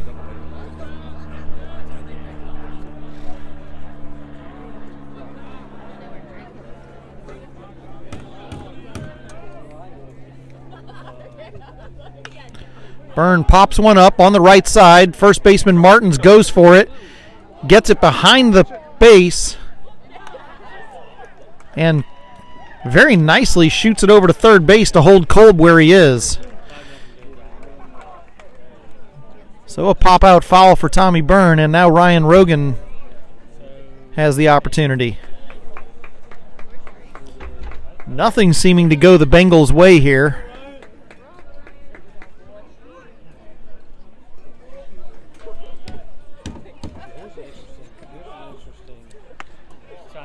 And Rogan takes strike number 1.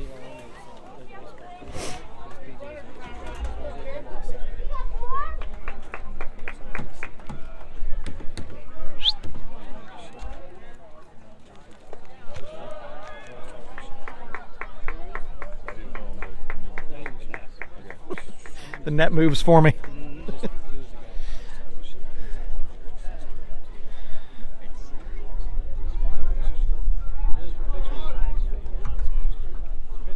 Go, 2-1 on Rogan.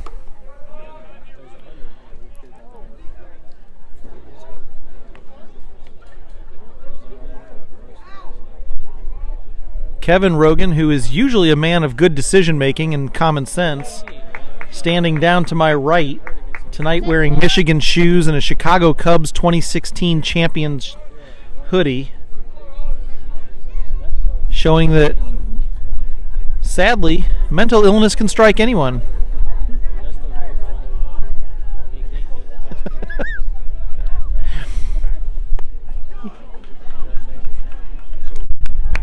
Rogan swings away, brings the count full.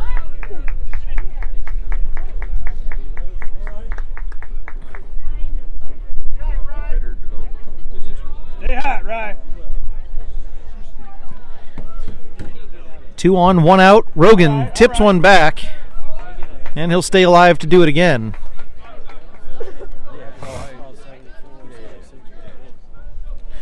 Holman Blake in the on-deck circle. First time we see him tonight. Blake had a nice 3-inning outing last night. Came in as a relief pitcher. Rogan puts one in the air, out to the right center gap. Good heavens, is he ever fast. Luke Palyak on the run, this time to his left, and he makes the grab. Luke Palyak has been the defensive leader for this team tonight. Good throws, on the run catches, and some very good decisions on his part at some critical moments. Now batting, number 10, Holman Blake. Holman Blake now 2 on, 2 out. Blake comes in, batting for Keegan Conroy. If Blake stays in the game, expect Blake to take left field and Kingston Kolb to move over to right. There's Coleman Black. They announced it. Delira's first pitch to Blake, called for a strike.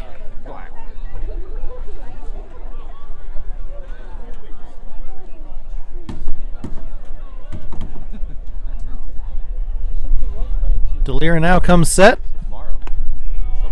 and misses just high.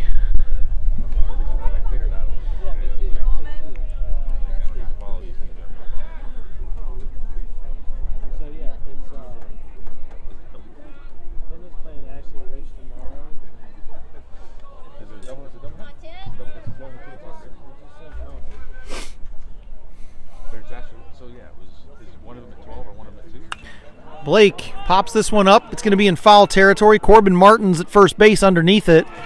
And that'll do. The 6th inning goes to the bottom half. 9-0 remains the score. Wando on top of these Bengals.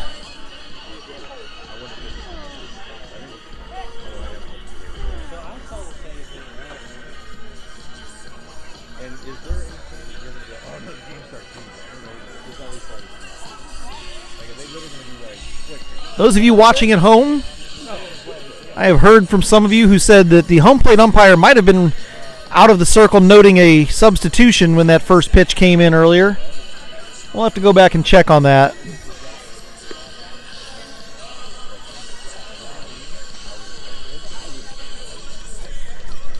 But even if he was, I can tell you that is not the only moment of question in tonight's game.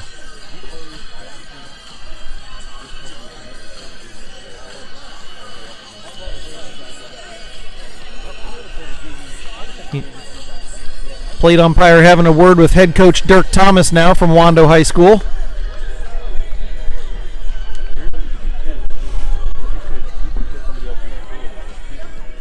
Sun is fully out of the sky, and we are under the lights.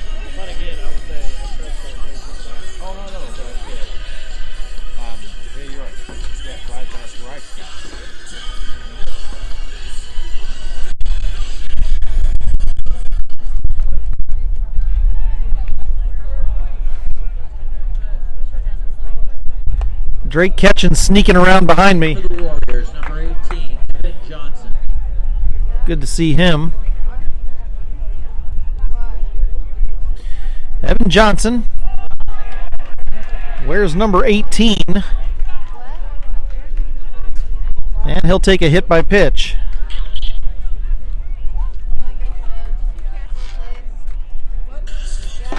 Now batting, number 8, Max Whitmer.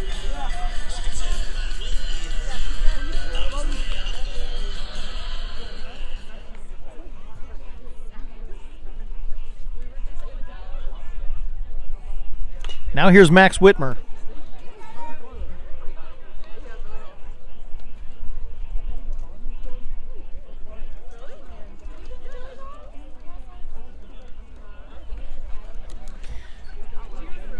Caleb Anderson was the batter that was just hit by the pitch. Max Whitmer, the designated hitter, at the plate. And Charles Kelly is still on the mound for Lucy Beckham. 1-1 count now after a foul and a wide pitch.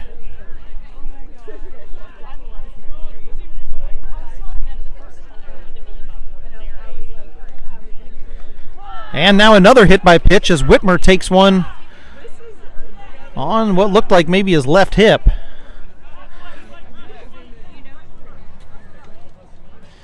And that'll bring another visit out from Coach B.J. McConnell. Coach McConnell calls his infield into the mound. And he's going to ask for the baseball and give a handshake to Charles Kelly. So Gabe Johnson will come into the game.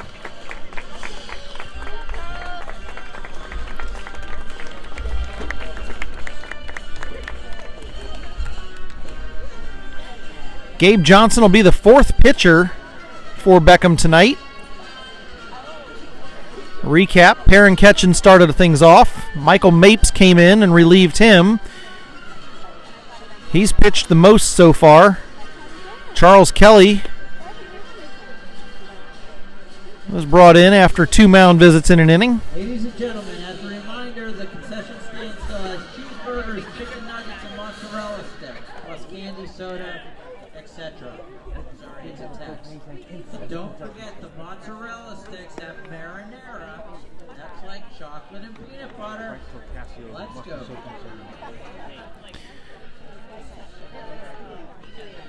Now Gabe Johnson will have a chance to try to keep these Warriors tied down.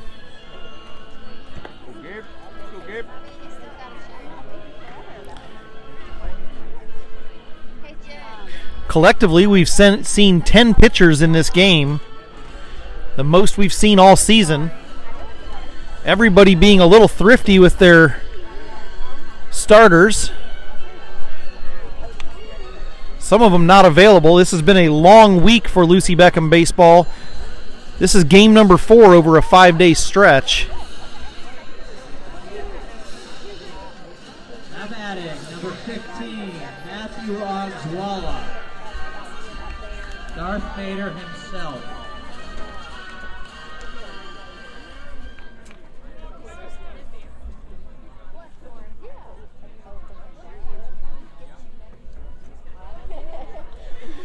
So another substitution, Matthew Ogswalla coming in to bat for Tyler Pinson.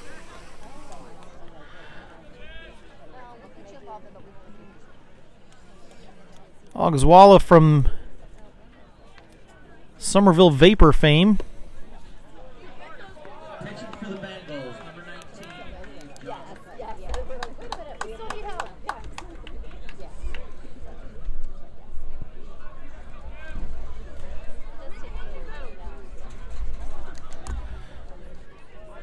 Johnson deals, sends that one down in the dirt, and both runners will take off. Hank Epley grabs it and thinks better of throwing it. So now runners in scoring position here with nobody out in the bottom of the 6th inning. As I was starting to say, this has been a long week for Beckham baseball. They won the ones that needed to be won. Some could argue they all do, including this to bragging rights game.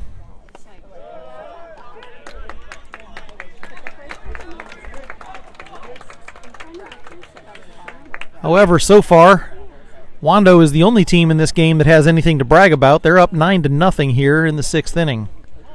Johnson overthrowing that pitch, and he loads the bases with a walk.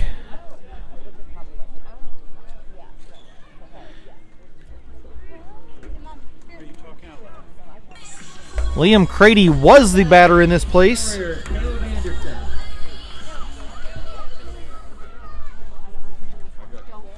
Now this should be Evan Johnson coming to the plate.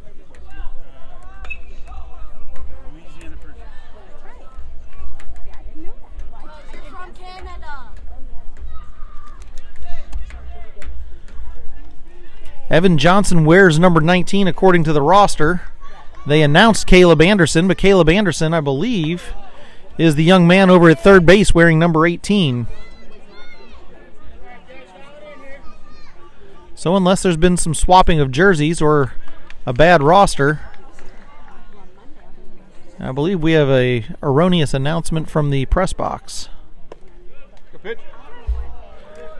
Here we go, Gabe. Whoever it is at the plate has a 1-2 count on him as Gabe Johnson finds the strike zone and is fighting for the first out here in the bottom of the 6th inning.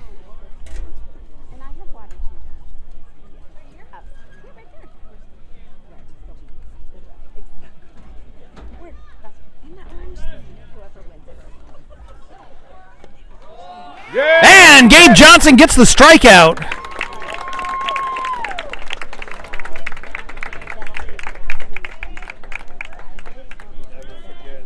Now it looks like Lander Williams will be their batter. Now batting for the Warriors.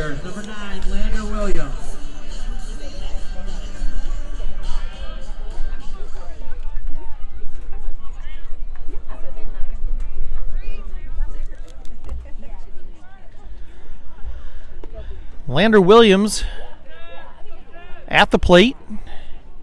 I believe he was also in charge of the high fives and welcomes for his teammates during the starting lineup announcements. And he fouls one off, making the count 1-1. Alex Williams, of course, a fixture at the ballpark. Haven't seen him tonight, but I might not have noticed him. Always fun to hang out with Alex, and now his son here hits into a double play. So the run won't score. The Bengals hold, and it's a 4-6-3 end to the inning. 9-0 remains the score. We go to the 7th, and there's a lot of work to do here if these Bengals are going to fight back.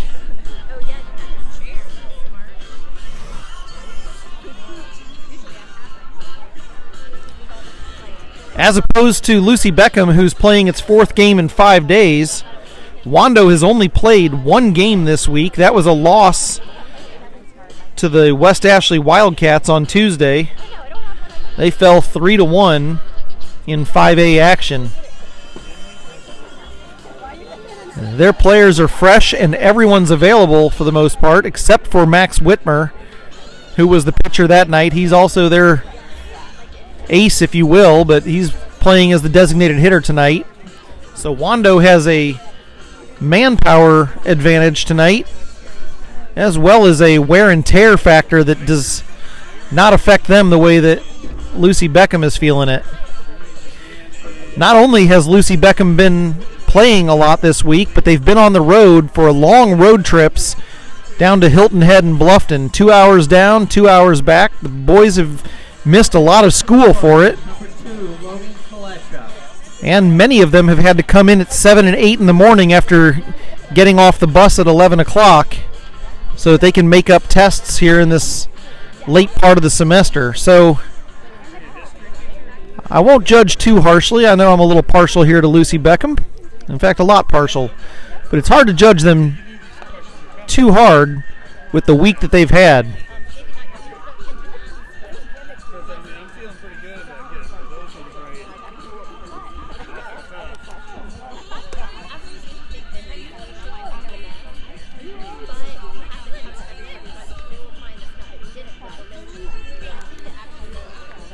Logan Kalesha, who started off as the left fielder, had a pinch hitter for him, Caleb Anderson, in this last bottom of the 6th inning. He comes back into the game now as the pitcher. And he is the 7th pitcher that the Bengals will face tonight. He'll start off facing the top of the order, senior captains Perrin Ketchen and Kevin Fagan, trying to get the spark lit.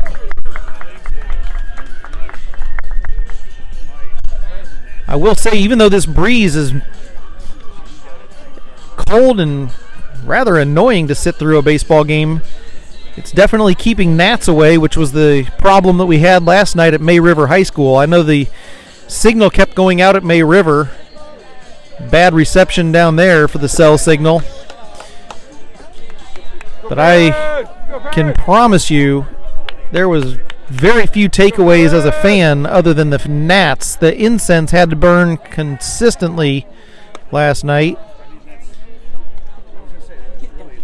It almost looked like a Fish concert. There was so much incense and smoke in the stands. Kalesh's first pitch misses wide. Now he's downstairs, and it's 2-0 count on Perrin Ketchen.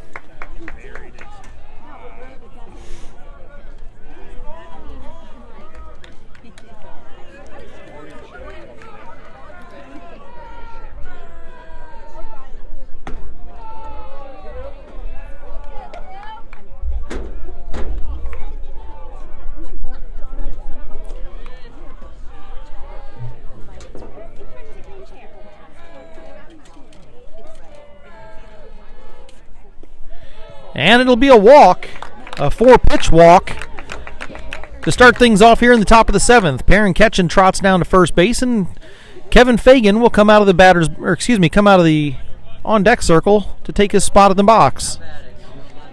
Comments still coming in about that play where the first pitch was a swinging strike that nobody seemed to notice.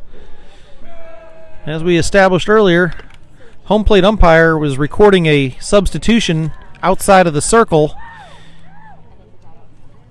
A former umpire watching this game comments that the umpire had no business allowing a batter in the box, and his partner in the field should have called time to stop it when he noticed things progressing.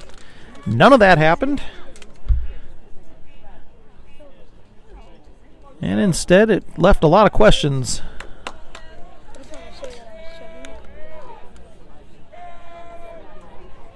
Kevin Fagan now on an 0-1 count. Kalesha engages the rubber, glances over his left shoulder over at Perrin Ketchen at first. Kicks, delivers, and it's up high. It's a 1-1.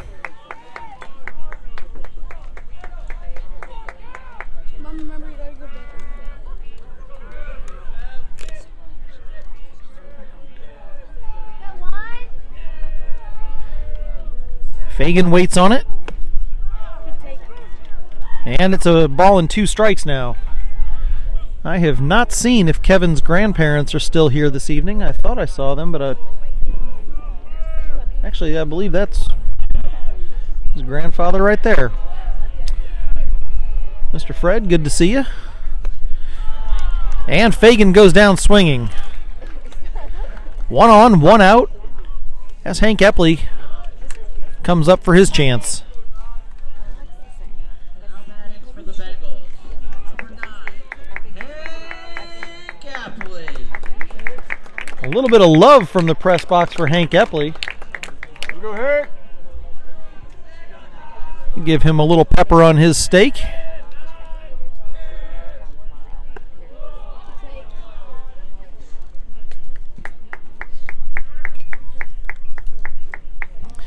First pitch to Hank is down in the dirt, almost a shoelace ball. 1 on, 1 out. Perrin catching the man at first after the walk. And ball 2 comes in way wide. That one almost got away from young man behind the plate. I'm not even sure who that is at this point. They've had so many substitutions. That might be Evan Johnson, or it could be Liam Crady. I'm not sure. Epley came around, tried to check it.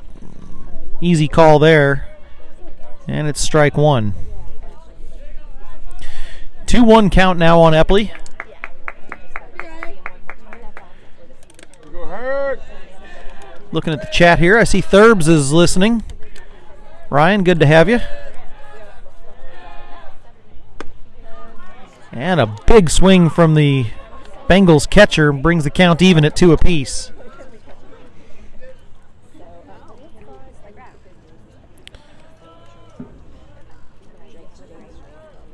Thurbs can often be found around the ballpark, also during football season with a camera in his hand. Runner takes off from first, throw down to second, and he's safe. Epley out at the plate, and now Riles Morris has hopefully what's not the last opportunity, but a 2-out chance here to at least get something going. A much quieter crowd now than it was earlier in the game.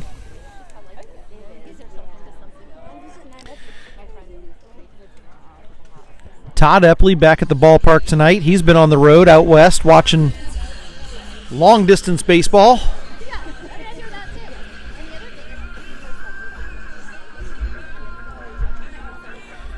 And here he is in Mount Pleasant again, sitting next to the lovely Heather.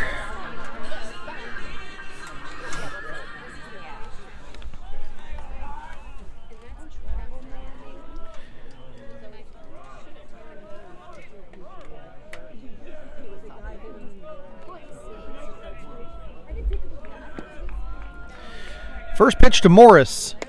Swing and a miss. Riles going for the fences here. I'm not entirely sure what the defensive makeup is for Wando right now. They've had at least 1, 2, 3, 4, 5, 6 different positions with substitutions. Looks like Lander Williams is covering second base now. And a strike call on Riles Morris. This umpire likes to let the ball sit for a minute and work through the algorithm before he makes his call. Kalesha comes set. 0-2 pitch. And it's a strikeout. And that'll be the end of the game. Wando shuts out Lucy Beckham tonight, 9-0, as they get their revenge for the March 8th game. Lucy Beckham and Wando split the series this year, 1 win apiece in the Mount Pleasant bragging rights games.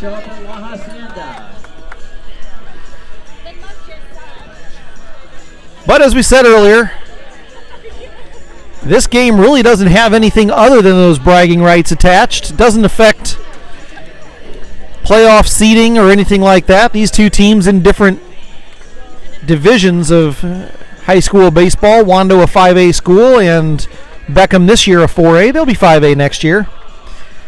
All based on student population. But it is an important game, and it's a disappointing way to end the regular season. However, Monday night, everything starts over as we start, for the first time in Lucy Beckham history, playoff baseball. We will have Myrtle Beach High School coming down to the Beck. Love to have you there.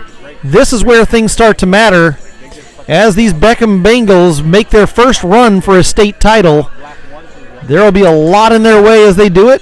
Obviously, the biggest obstacles are right here in the Charleston area. James Island High School, a very dominant team. We'll have to see how that works out and if their paths might cross again.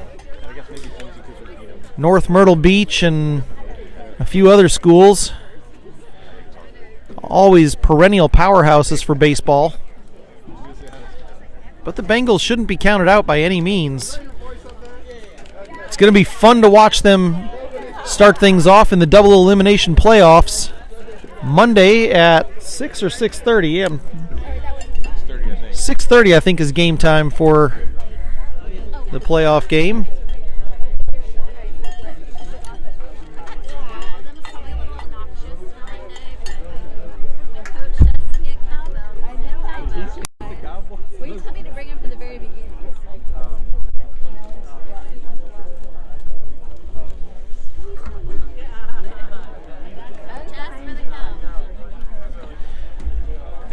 We will bring all the games to you as effectively as we can, whether it's here on the road, at the Beck, using our fine studios and the services that we have from Matt DiNapoli and crew. Hopefully you'll be able to join us in person. If not, YouTube is the place to catch Bengals baseball, as you've seen this season. Fans are filtering out of the stadium.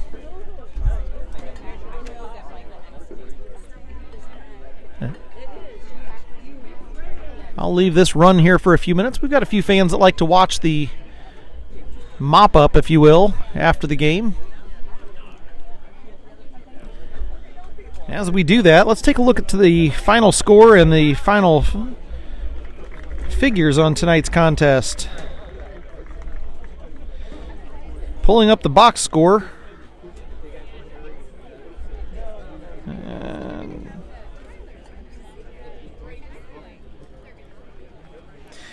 Lucy Beckham, no runs on 5 hits and 2 errors. Wando, 9 runs on 8 hits and 1 error.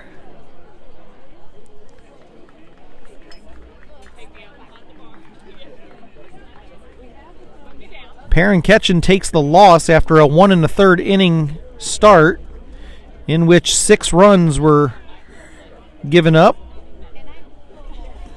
Michael Mapes, Charles Kelly, and Gabe Johnson came in with no decision. The win tonight goes to, should be Robbie Waddy, the starting pitcher, who was the pitcher of record when those first couple of runs were scored in the bottom of the first inning. Wando threw 7 different pitchers tonight, trying to keep their options open for playoff baseball.